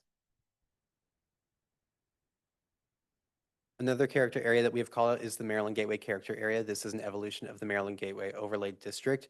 And the purpose of this one is to protect that small retail that's on the north side of Maryland. Presently, the Maryland Gateway Overlay District, it has a lot of really useful components to it, but it is very piecemeal. It kind of reaches in a lot of directions at once. So although the Maryland Gateway is going away, one of those useful pieces is the protection of that smaller retail, whereas other aspects of Maryland Gateway have gone in different directions, such as architectural standards. The next section is use regulations. So presently, right now, every zoning district has a use table at the bottom. And so what we've done is we've combined all these uses into a single table that you'd be able to view. And so most of these uses are not changing. Some changes that you will see is some of the names will be updated to reference the North American Industry Classification Standard. We have not updated all of those at this time because there are reference to some of these uses in other places, such as the definition section. Other changes that you might see, the removal of gas stations from M3, high density commercial, which is downtown, because that's not a use that we want to have in this predominantly pedestrian oriented place. And then additionally in M3, the addition of residential single use structures, and those would have a minimum area, minimum requirement of 120 units per acre. Right now, I want to say most of the buildings that are in downtown are slightly higher than that. They might be like 130, 150, or even higher, but that 120 is a good base floor. And we can also clarify where those would be allowed. That's not everywhere, that's not on every parcel, but we recognize there are some areas in downtown where we might benefit from a high density of residents. So that way they can support the retail and commercial and other locations. So this is not only in the downtown character area, it's the entire downtown? Correct. So downtown character areas we're just within the dimensional standards section. Use regulations is the next section on our list.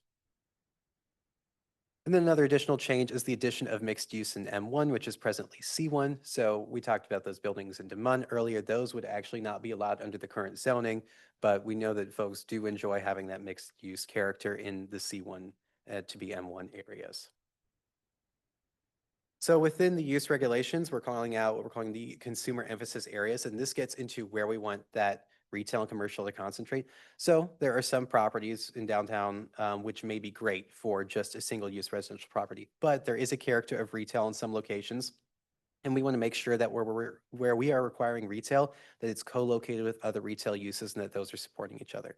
So this, one of those elements that was taken from the Maryland Gateway Overlay District is to require 50% of the frontage along these streets to be what we're calling consumer emphasis area uses. And actually, if we go back to the use table, you'll see on the far right, we call out those uses specifically as what would contribute towards that 50% frontage. Now, you can also include any other use on that ground floor. You just have to make sure that at least 50% of your frontage are those specified uses. We've got primary and secondary. And so what I just talked about with that 50% frontage is the primary. The secondary, you just have to have at least one consumer emphasis area use, but we're not regulating the size or frontage of that. Additionally, there is an architectural guidelines section that is coming up, and we have some additional architectural guidelines for those retail uses that are largely inspired by the Northeast Downtown Overlay District, and which you have seen implemented in buildings like Ceylon and Bemiston Place on Central. Can we modify those CEA streets in the future if development would demand it? Should development progress and this board find that they want to expand the consumer emphasis streets, that is something we can always come back to. Next section is architectural guidelines. So there presently is an architectural guidelines section in high density commercial, which is where we've built off of, but we've also taken other architectural aspects that we talked about before from developments or from the Northeast Downtown Overlay or other urban design guidelines. We've kind of brought those all into one place. This is going to allow some teeth for the Architecture Review Board to have something to review against, to have staff something to review against, and then also sets an expectation for developers as to what's expected for new developments. Something similar for site design standards, something for the Architecture Review Board, for staff to review again, something to set expectations for developers. And one of the items to call out here that is changing is how parking would be changed in just a little bit. So one of the outcomes of the comprehensive plan was that parking is something that we might be able to support on Clayton Road in some locations. So Clayton Road west of Concordia Lane, up to 50% of your frontage can be parking, and it should be screened as well. It's off-street parking. Is off-street parking. And then additionally, sustainability guidelines, emphasizing items like renewable energy, stormwater management, native plantings, light pollution, and bird strike mitigation. And then also requiring the designation, designing to LEED silver or equal standards for buildings of 50,000 square feet or greater. And we're not actually requesting that folks go show us the certificate of LEED certification, but we're just asking that folks design to those standards.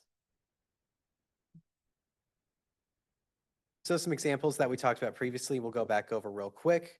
How would this actually affect real properties? So the example of 7935 Clayton Road. So right now, the rear setback in C1 require, I believe it's 25 feet, which is this red area here. So right now, and with the addition of the parking here, this property is non-compliant with the zoning modifications. That rear setback is stepped back a little bit. This property would come into compliance in terms of that step back, and would largely come to compliance in terms of 50% of the frontage allowed for parking. But say that this was a new construction to look like this, they would be required to screen in front of this parking lot. Looking at the US Bank site, which is presently zoned C2 to become M2, this would have an allowed height of 7 stories or 90 feet. That's not changing from what it currently is, but we are updating the floor area ratio from 1.5 to 5. And then based on the dimensional standards allowed for this property, if somebody was to develop the site within the footprint of this bank, and I realize that they may own other parcels here, but we're just talking about the parcel that the bank is on. If they were to develop their building to the dimensional standards that are proposed, it would be about the height of the parking garages that you see across the street. Additionally, this would be on a consumer emphasis area street, so 50% of their frontage along Forsyth would be required to have those consumer emphasis area uses. Hanley would not be affected. Another item that would be updated as part of this one that I forgot to call out earlier is the changes in residential unit size minimums. So right now, if anybody wants to build any residential unit in downtown Clayton, it has to be a minimum of 750 square feet, which is a rather large 1-bedroom, or it's a small 2-bedroom kind of apartment. So we're removing those minimum unit size areas, as there are a lot of new developments that come in with smaller unit sizes. And then looking at this property, it's actually a set of 3 properties here, these 3 buildings, which are presently owned by Sterling Bank. What if this site were to be developed? So right now there's no height restriction, that would not change, but the floor area ratio is updating from 3 to 13. Right now, this property actually does not comply with floor area ratio. It's somewhere around 5, maybe whenever you combine all the parcels together. Additionally, the setbacks would change. So right now you have a 10-foot setback for everywhere in high density commercial, but we'd move to that build to line, which is the average of the block, which would actually bring this property into compliance as well. If they wanted to do a residential component to it, they wouldn't have a minimum unit size requirement. And then they would have some mixed use requirements because South Beamiston there is a consumer emphasis area street. So 50% of their frontage on Beamiston would be required to be those consumer emphasis area uses. So then the Dorman project that was to be on this site, would that fit into this? In some ways, yes, and in some ways, no. So the way in which it would not fit would be the consumer emphasis uses on Beamiston. I want to say that they maybe had 1 retail area proposed, but a lot of that ground level was supposed to be a retail bank, which just does not fall into a consumer emphasis use. So they would have to provide a little bit more retail, but the rest of the project would largely fall into the proposed zoning. And were you including the former city garage as one of the properties? It's these 3 buildings that I'm kind of hovering over here. So from this, I guess this is like a brownish brick to Beamiston. This garage in the back is not a part of this proposal, or not part of this observation.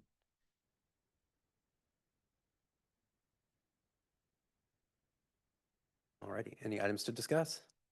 Yeah, I have a question. When I read through the draft, I was unable to find the consumer emphasis section. I went from, let's see, on section 405.2870, use regulations, all the way over to 405.2880. But where do the consumer emphasis areas? So the use table, sorry, we don't have page numbers on it. The use table, if you go to the end of that, just at the bottom of that page, item D, that's the beginning of the consumer emphasis area. The majority of it, is on the following page, but that's where it begins. So it doesn't have its own section. That's correct, because a consumer emphasis area is a modification of use requirements. So that's why it's included in the use section. Okay. So it's hidden in there. I see it now. Yeah, yeah. Okay. Well, we've looked at this before. I thought it was a great amount of work, making it simpler for us to understand, bringing it up to date, and I'm okay with it. Sure, questions will come up as it's implemented, but right now, I think we should move on. Ellen? I agree. I think it's well done.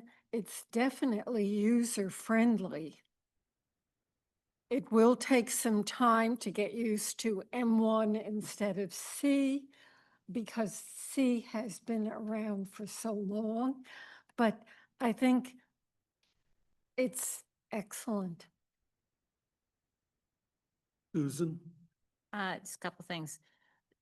You may have addressed this before. Why is the lead certificate or lead standard, you don't have to get the actual certification, start only with the 50,000 square foot buildings? So we started the threshold based on, right now, we require projects to go through the PUD process. Right. We also have the requirement that just began for benchmarking for buildings that are 100,000 square feet. So anticipating that expansion sometime in the future, we want new buildings starting at a lower level than that to begin designing for that. We didn't go into an in-depth analysis though on what impacts that might have on the really smaller scale projects. So based on the scale of development within downtown, that's how 50,000 was selected. I will say that if there's a desire to reduce that even further, I would want to do more of analysis just to get an understanding of what impacts that might have, because it is just a little bit of a different level of design. Yeah, and I asked just because if this is to carry us forward and we're doing the benchmarking and things like that, it seems that we would want to be more inclusive of buildings smaller scale. So, and the only other concern I have is as we move away from having so much of the PUD process, and we're recognizing in here our community focus on wanting it to be, pedestrian and whatever determined here, activated, we lose some of our incentive to get developers to think about a pocket park or think about affordable housing units or a lot of different things. Some of those community values, I don't know how we save those if we're taking away that leverage. Sure. I think that's going to be another discussion point, because the PUD process has yielded us so far just like 2 units in one building and 3 in another. So I think if we want to actually have and those were at 100% AMI, not even really below the average median income. I think if we really want to have impacts on some of those levels, we're going to need to do a more holistic approach on how do we get affordable housing development here to occur. So that one, I understand where you're coming from, but I don't know if that would be a discussion I would look to you guys on the direction of if that's so important that we don't want to lose or we want to continue the PUD process for now. And then as it relates to pocket parks and things, I think one of the elements that Ryan incorporated was that alternative process for getting approval of an building a wider plaza area.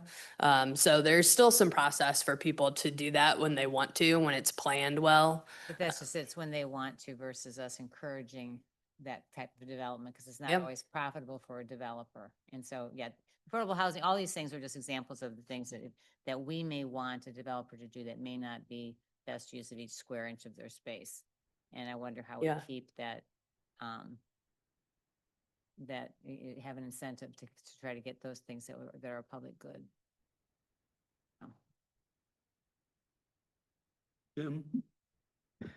I think it's a great plan overall. I like seeing the move kind of to a more mixed use base as opposed to commercial base or things segregated. I look forward to this and what all the regulations, the effect that those hopefully have in the future. Karen? It is an impressive amount of work. Simplification will be welcome, I'm sure, by a lot of developers and other people. Ryan, you sent out an email from a citizen. I think that think it went to everyone. Yeah, I went to everyone. About section 405.2900, sustainability. Exterior gas lighting is strongly discouraged. That comment, do you remember sending it out today at 1 o'clock? Oh, good. Do we need to discuss that point, or is that something in the You- future? If you want that to be included, then yes, you need to discuss it. Well, not everyone received it. So, did they? I think it, And I thought that that was Did more everyone get pertaining that? to residential, primarily residential, but then also commercial, but both. So I don't know if you want to talk about it in just the commercial context, or this is the gaslighting, right? Yes. Yes. Um, Yeah, and I thought a big part of that was that she wanted the limitation on residential as well. That's what I recall when it was brought up. Yeah. Last time was a residential development. Then it seems like it isn't the proper place right now. We're only doing commercial. That's what owners, I don't, yeah, haven't had time to look. it wasn't something that we had included previously or really done a lot of analysis on for the commercial side of it, so.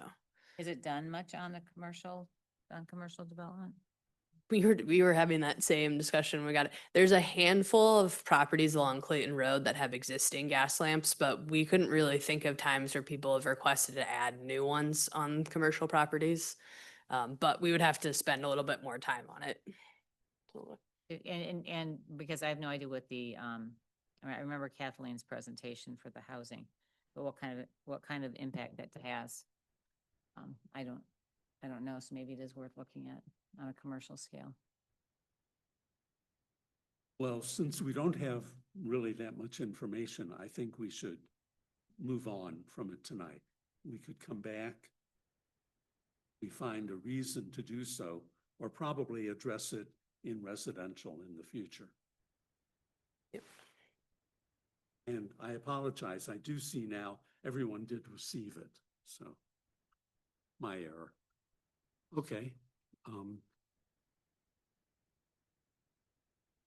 So We do have a hand up online. I believe we have Is- some people in the audience here that might want to speak. Linda, can you hear us? Unmute. Can you hear me? Yes, tell us your name. Yes, my name is Linda Auburn. My sister and I own 6607 Clayton Road. And I read through the documents today, and there are two things I want to address. The first is in table number 1, non-residential and mixed-use dimensional standards table built to the line. For the front yard, you have the standard for M1, M2, and M3 as an average of block frontage. What average block frontage would be on the Washington University / old CBC along Clayton Road, since most likely old CBC building will be torn down? The other thing is also in the same setback area for M1 and M2, you have the side yard at only 5 feet abutting a residential district.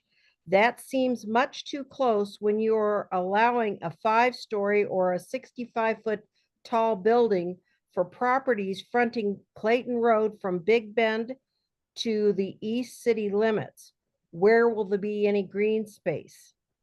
And in the standard height table 1, it seems excessive to allow a 5-story or 65-foot building to be built again for properties fronting Clayton Road from Big Bend to the east city limits, especially when the area of Washington University, old CBC, is surrounded by 3-story apartments and 2-story homes.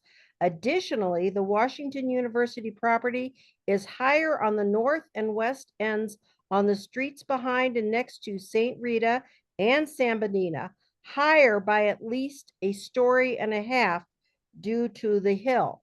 This would not be congruent with that area. And the last thing is in chapter 405, article 19, section 405.2850, purpose statements, subsections 1 and 2. Will the surrounding owners of buildings and HOAs be notified of an alternative approach? And will the public be allowed to testify for or against an alternative approach? Thank you.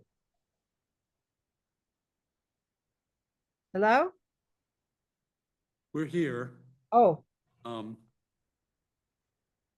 I was gonna say, there's a few of those in there. You might have to remind me of the list we're going on, but I can try to address them one by okay, I one. can go back for the first one, the average block frontage. How will that be determined for the Washington U CBC building? So Because the that's gonna be sold. We know that. Right. So a lot of your questions relate to that property. There's actually an existing overlay district on that property, the old CBC site, that this ordinance doesn't recommend repealing.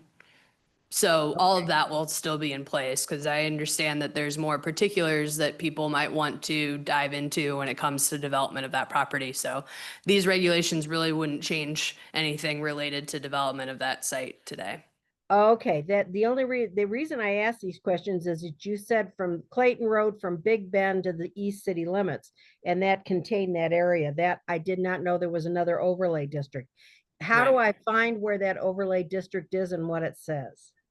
Sure, on the city's website under our zoning regulations, or if you go straight to the city's E-code, we have all of our regulations on site. So there's an urban design district called Christian Brothers Campus, CBC Urban Design Okay. District. That's still in place. Okay, so that doesn't change that.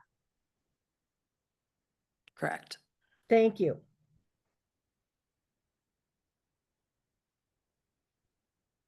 Any other clarifications? Linda? Oh.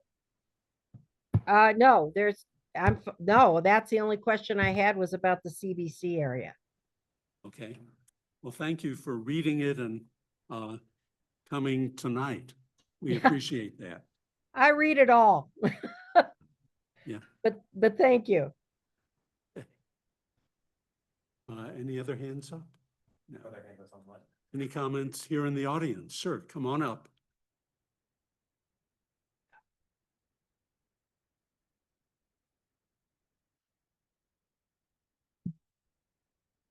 Good evening. Good evening. Well, I won't take too much of your time. I appreciate you taking the time to go through a lot of this detail, and there was a lot of work been done on the code, and we all can appreciate that. My name is Joel Montgomery, and I'm the owner of the southeast corner of Forsyth and Central, which in the new code will be designated to be included in the downtown character area. Before I touch on what impact that code change might have on us, I want to give you a little bit of a historical prologue. We have owned the property. It's about 3/4 of an acre. At the corner there is the old World News site. We began to assemble that corner in 2008, about the time the real estate market tanked. But we were successful in rounding up multiple parcels. And in doing that, we took a pretty significant financial stake in the city of Clayton. And we were hoping at the time to be able to create a development that would be suitable for Montgomery Bank, which is a related company. Over time, we have come to realize that there's some challenges developing this site in particular, partly because the site's somewhat tight, and trying to create parking on the site has been enough parking, and given the cost of parking, cost of construction generally, the parking in particular has been a real drag on the pro forma. We have worked under the assumption that we could maybe overcome that with some density, and we had worked under the terms of the code as it existed, as it currently exists, and that was under the assumption that we could build a a 25-story building about 300 feet high. The impact of this change to the zoning code it appears to me, at least at some level, limit our ability to develop more than 40 feet high. I realize there's maybe an overlay that could help overcome that limit, but the initial limit takes us down from 300 feet to 40 feet. I do think that that's going to have a major chilling effect on any sort of development on this corner. For context, I have an LOI right now I'm looking at from a senior living developer who wants to build a high-rise on the site. I've talked just on Friday to Midas that had a proposal on the site not long ago that wants to talk about reviving that proposal. And both the LOI and the Midas proposal would assume a 20-story building, maybe a little taller, up to 25. Oddly enough, I got a call while I was at home waiting to come to this meeting from Chase Young, who's with CBRE, and he represents another hotel developer that is interested in the site because apparently they're wanting to build over by the Galleria, and that parcel over there is not going to be, you can't build a hotel on the site, so they're looking around. And Chase asked me if the property was available. We talked, but the first thing he asked me is, well, what's your height limit? I said, well, can't tell you exactly, given where things are headed. I've got to figure out how to channel my resources, both in terms of time and variety of things. And I guess to me, this change signals that the city really wants a low to mid-rise development. And if that's the case, I need to move away from talking with some of these folks I'm talking to, because it would be unfair to them, unfair to me, I guess, if really the city is interested in a smaller project, and I'm operating under the assumption that I can do a larger project. So I guess I would ask to table the proposed change until we can maybe have a meeting of the minds on what can happen on this corner. If I have to go with a smaller project, I'm going to have some major challenges with viability, but partly because if I'm limited to a 3 or 7-story building, by the time I try to satisfy the parking requirements for the city and for a lender, I'm not going to be able to come up with enough rentable square feet to offset the cost of that parking, offset the cost of the ground. I don't know what I'd do. Anyway, I've owned this property for 18 years. We struggled to get a development off the ground because development's challenging, especially on my side. These changes make it more challenging. And potentially, now, there is a possibility that I'm not reading this code properly.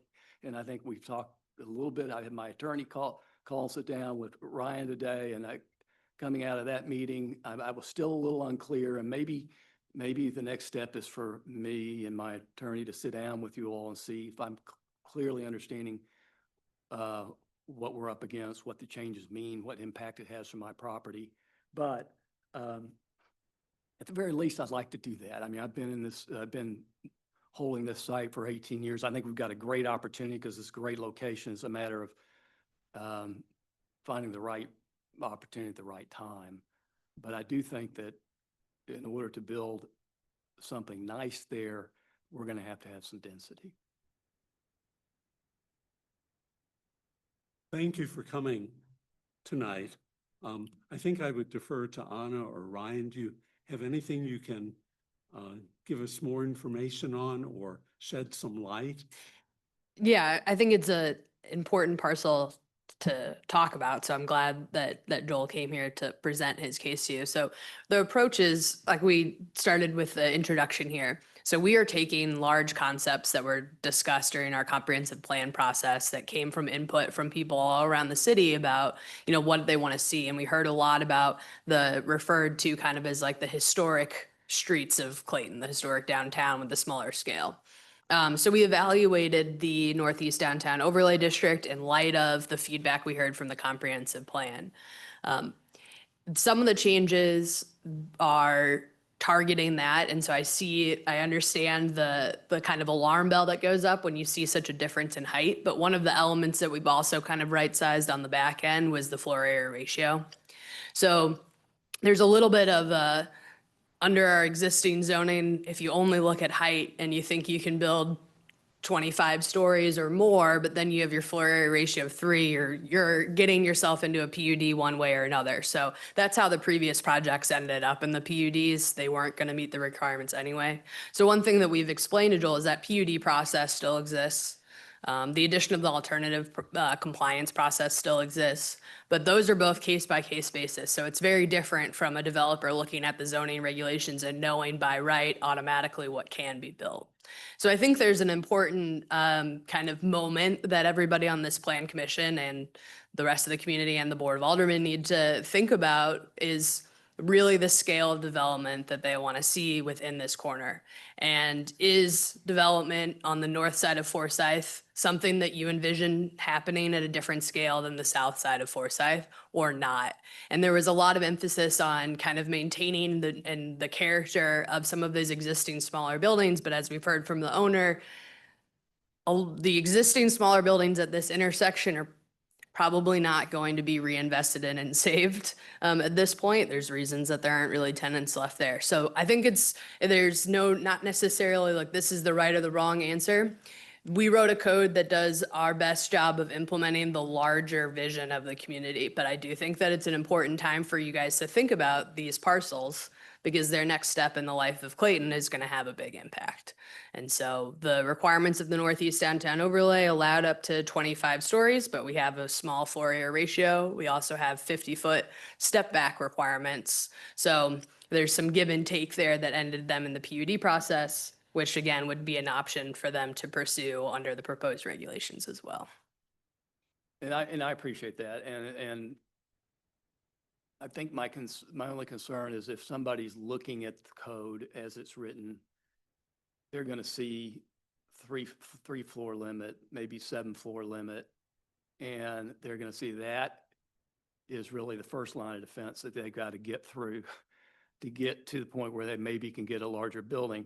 And a good number of developers are going to say, I don't even want to try that. I could spend a lot of time, a lot of resources, and I could never get them to back off what appears to be their preference, and that's a smaller building. That hamstrings me a little bit. And I think it could potentially limit the number of people that will eyeball this site and give us some interest. Now, ironically, I mean, we thought we had a deal with Midas about 18 months ago and it fell through. I think it could come back into the picture. I've got 2 other prospects right now I'm talking to. But I can guarantee you all of them are going to want more than a 3-story building or even a 7-story building on that site. And I guess, in fairness to me, if the real desire is for a 3 or 7-story building, I guess I just need to know, and I can work in a different direction. I don't know quite how I'm going to make it work. It's going to be a challenge. Challenge regardless, but it becomes even a greater challenge if we limit some density on there. I don't think we have to have a 30-story building, but I think probably you're looking at least 15 to 20 to make a project work on that site, given its size, given the parking requirements, given cost of construction.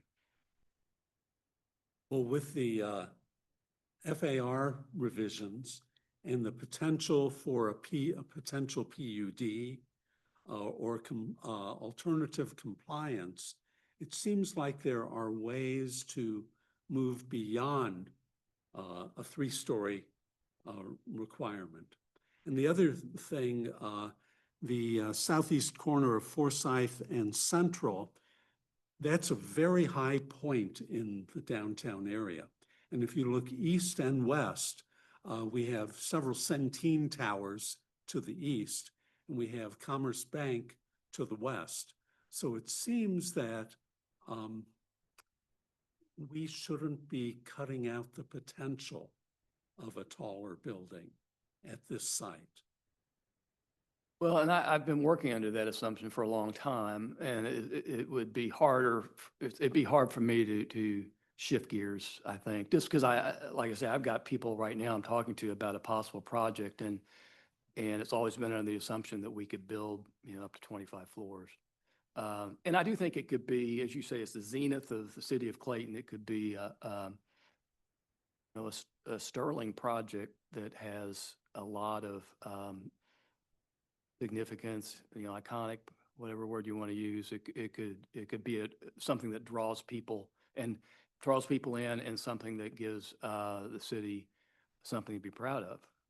And it doesn't mean that can be done with a smaller building. I'm not saying that, but I think with some density, you could create something that maybe changes the skyline a little bit and really helps put that corner. I think the corner deserves that, really, something a little bit bigger. I would agree with your last comment. I think that corner really does deserve something that indicates it's the central point of Clayton. It's right near the government center. It's sort of our, if you were to build a pyramid, that's where the peak would be. We've seen the proposals that have come forward over the years, and I think they were going toward that very iconic type of a building with retail at the bottom. Correct. And then, of course, we had a hotel and we had condo at one time. But I think we also understand the concern about the parking. Yeah. You had to put in a huge garage to satisfy that. Right. So I think those of us who have been through that before, as well as the staff, I think we're aware of that. And I would say I would not like to hinder the potential at this point. And Anna, I think you gave us potentials where we would be able to go beyond any limiting that we see right now. Yeah, I mean, I would take it a step further. We kind of gave you a little bit of the almost, for lack of a better word, conservative approach of how to really reinforce a lot of the feedback that we heard from the comprehensive plan. I would offer to you all, though, because I really think this is such an important location of downtown that I think it's worth kind of prompting a little bit more discussion out of you in light of this. I think there's still some importance, even if we're looking to go taller, to having the code allude to that, because as Joel mentioned, and we talk about this a lot as professionals of zoning, the last thing you'd want to do is for your code to present barriers that don't really exist to somebody who's looking to develop the site. So if there is really an interest in entertaining or desiring more than 3 stories in the code, then I would say we shouldn't write the code to limit it to 3 stories if that's not really the starting point. I would say that I wouldn't go so far as to want to potentially just remove all restrictions, though, because if we are protecting the north central blocks and some of the elements along Maryland, we don't want to steep drop off to go from 25, 30 stories down to 3 stories. And that's kind of where the step backs come into play. So I would really think it's important to hear from this board where your thoughts are in the vision of that area, and that would allow us to evaluate that in light of what the code is saying. Okay. I have comments on that, and it goes all the way back to when the Ritz-Carlton and the Plaza condos and office building were being built, where the Crescent condominiums are. Originally, that was proposed to be several buildings much higher than the 9-story building there. And what we realized back my goodness, it's over 20 years ago, that the Ritz and the Plaza towers were probably the highest we were ever going to get, and that we needed to come down to 99 stories. I don't know if that's 100 or 110 feet. And then when you get to Forsyth, we did put, I think, a 90-foot limit as far as height goes along Forsyth for 90 feet back. I might be wrong on the details. But if you look at the Centene Tower at the southeast corner, it has a low podium that goes up almost to the height of the garages, which are at the maximum. And then we talked when you jump over Forsyth to the north side where the former US Bank was, that it would probably have to come down to 6 or 7 stories. So if you take a slice north and south from the Plaza condos or the Plaza office building, and you go through the Crescent and then the garages, we're constantly stepping down as we go north. And what was driving that is you have residential just a block north of Forsyth. I think the same concept needs to be done here, that we see most of our tall towers along Forsyth. And as we go north of Forsyth, maybe we need to step down there. But I don't think we should limit the south side of Forsyth. And I'm not just saying it because of your property. I think our city is set up that way because we've already allowed so many tall buildings on the south side of Forsyth. So I don't know if I made that clear, but I see the need for us somehow in all of our regulations to accept that we should have a step-down approach. We went through this, Helen, when we looked at where Bemiston Place is now. At one time, there was a 20-story plus building directly across from a residential area. Right. And we know where that went. Yeah. That could be intimidating to the residents, I would think. Yeah. Yeah. So that's my comment. I open it up. I would agree with Steve. I agree with Steve. You know, can we write this so that we're not limiting the height across the board and give the possibility? Because I do see that when a developer reads this, they've got to be someone, they're going to take it at face value. It's very clear, it's well done. But will everyone ask, how can I do what I want? What are, is there the PUD? Will they go that far? Or will they be turned off initially? I think So I admit I like tall buildings. But, and I do understand the residents wanting something smaller. But I think we can work the two, keep both, and as Steve said, step down.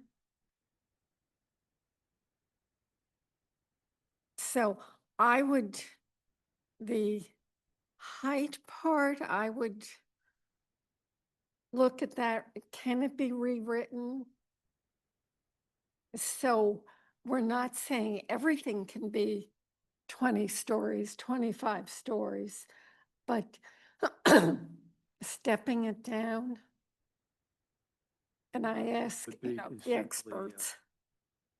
I mean, if my property is the only one on the north side, I guess there's me and maybe the Bank of America building are the only properties on the north side of Forsyth that are in the downtown character area. I don't know if there's any possibility to just take the properties on the north side out, leave the properties on the south side in that downtown character area.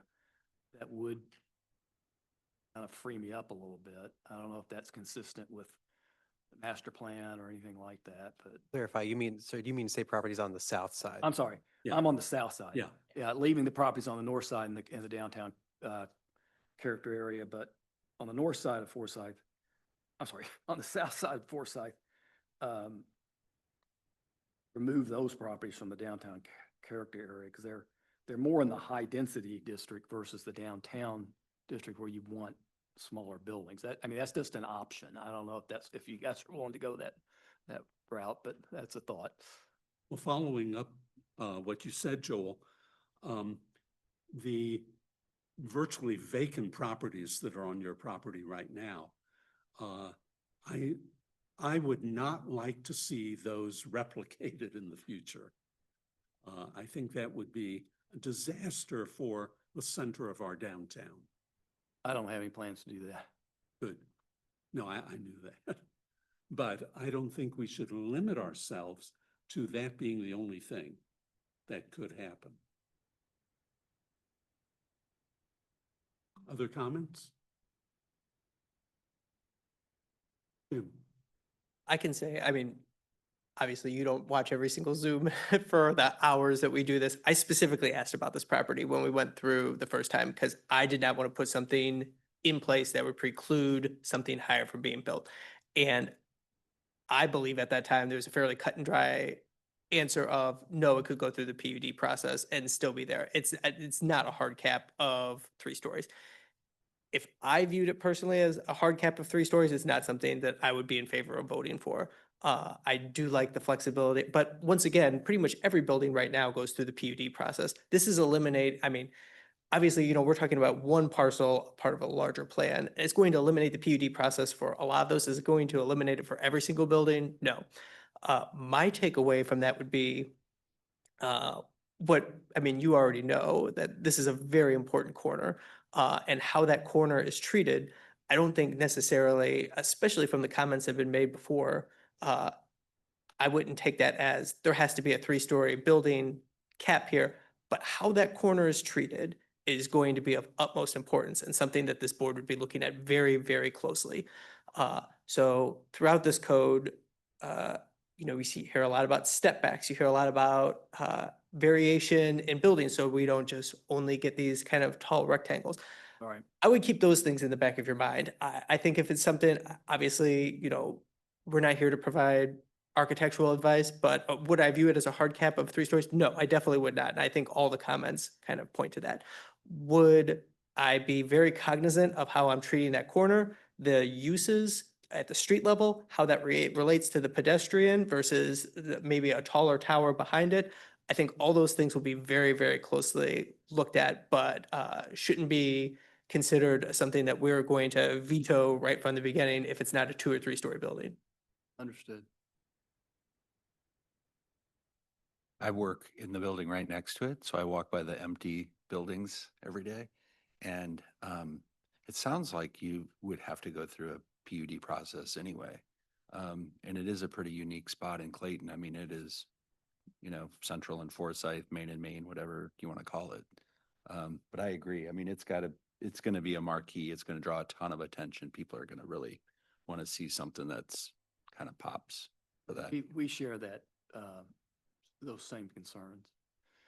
Can I ask a question? Sure. Do you own the property, so going down Central all the way to the Justice Center, to the jail? We don't own the parking lot. Is that parking lot is the county, That's the right? county. We've Okay. tried. And you own it all the way to the alley. alley to the east. Alley to the east. You own it to that. Well, it's public alley, so on the other side of the alley, David Danforth owns that building with sauce on the side in it. Okay, Smaller so that's building. not part of it. Okay. That's not part of it. So I mean, I think we're all on the same page. I guess I would ask that you all think about though, you know, what if this council's not around and I'm having to show somebody the code and, you know, the base zoning is 3 floors, maybe 7. I may or may not be able to keep somebody's attention if they realize they've got to overcome that limit with a PUD process, because that's what you got to overcome. And So anyway, that's my only comment to the possibility of leaving it as it is. Doesn't mean I can't, but I don't know. There might be people looking at the code and not even calling me because they think, well, I can't build a 7-story building there. It doesn't give me what I need. But most developers are prepared to go through this. Well, I mean, it's they not are. a- If it's not a- good enough, if yeah. it's good enough, they will. You're right. Well, I think Midas has gone through it a couple times on Yeah. that site. Yeah. So they're well aware of what the problems were before. And hopefully we can get through this where we can minimize the problems Yeah. going forward. Right. What I think from this discussion, which I really appreciate you coming before us tonight and having read it, is that maybe we need to do a little bit more thought and come back again. Yeah, I think that, so as I kind of alluded to earlier, there's important aspects of the downtown character area that I do think are really rooted in the larger community goals and a lot of what you've reiterated tonight. So I wouldn't necessarily, from a staff's perspective, recommend just removing these parcels from that downtown character area because I do think some of that's important. However, we could create a new floor that creates a difference between this frontage in this area of the downtown character area compared to across the street. So it would just reference what you all have talked about tonight of higher thresholds, but maintaining again those step back requirements to the human scale, because I think that's going to be really important if we just remove these properties from the downtown character area, some of those requirements related to step backs and other things wouldn't necessarily be part of the code. So at this point, I think we've come to a point not to recommend it to the board at this time, but to table it. Right, I would recommend continuing the hearing to the next meeting. Seems like this is the one area that, and I didn't hear any other, but if there are any others that we want to have staff actually draft some regulations for, some recommended changes to it for that next meeting, but I would recommend that you table the public hearing and allow us to. That'd be great. Yeah. Do we have a motion? We have a motion. I move to table to a date to be determined for staff to make changes to the text amendment. Second. All in favor? Aye. Opposed? Okay. Thank you. Thank you, Joel. Appreciate it. We look forward to seeing you again. Okay, thank you. Well, it's gone. I think that's probably the end of the meeting tonight. Darren, do you have any comments? Nope, I'm still learning. It's Good. it's funny you live in a community for so long and then you wonder how that building got there. Well, Who approved that? it takes at least 3 meetings. Jim, Remember to vote tomorrow if you haven't already. thank you. That was on my list. It takes more than 3 meetings, and definitely remember to vote tomorrow. And thanks for all the work on that and for listening and revising it, because if we know what we want in this spot, we shouldn't zone against it. So that's great. Thank you. No, Nothing more to add. Brian, Nothing further. Anna? And we'll just let you guys know, the board has been working on some regulations for presenting. So starting maybe at the next meeting, I don't know, whenever it's officially signed by the mayor, we will be requiring speaker cards for everybody. And there will also be a clock presented that will limit speakers to 3 minutes. So we'll follow an official clock. So procedurally, that will be just a slight shift from what we're used to. But we'll make sure to alert you guys to the first meeting where that's being implemented. But otherwise, thanks for a good discussion. I think it's always a positive when we have people participate with you guys on the other side for zoning changes. So, yeah. Stephanie? Nothing further this evening. Okay. Well, Anna, thank you about the speaker cards. I know some in the future audiences will really dislike that, but from being up here, we will like it. So, thank you. Okay, thank you, everyone. We'll see you in 2 weeks. We're adjourned.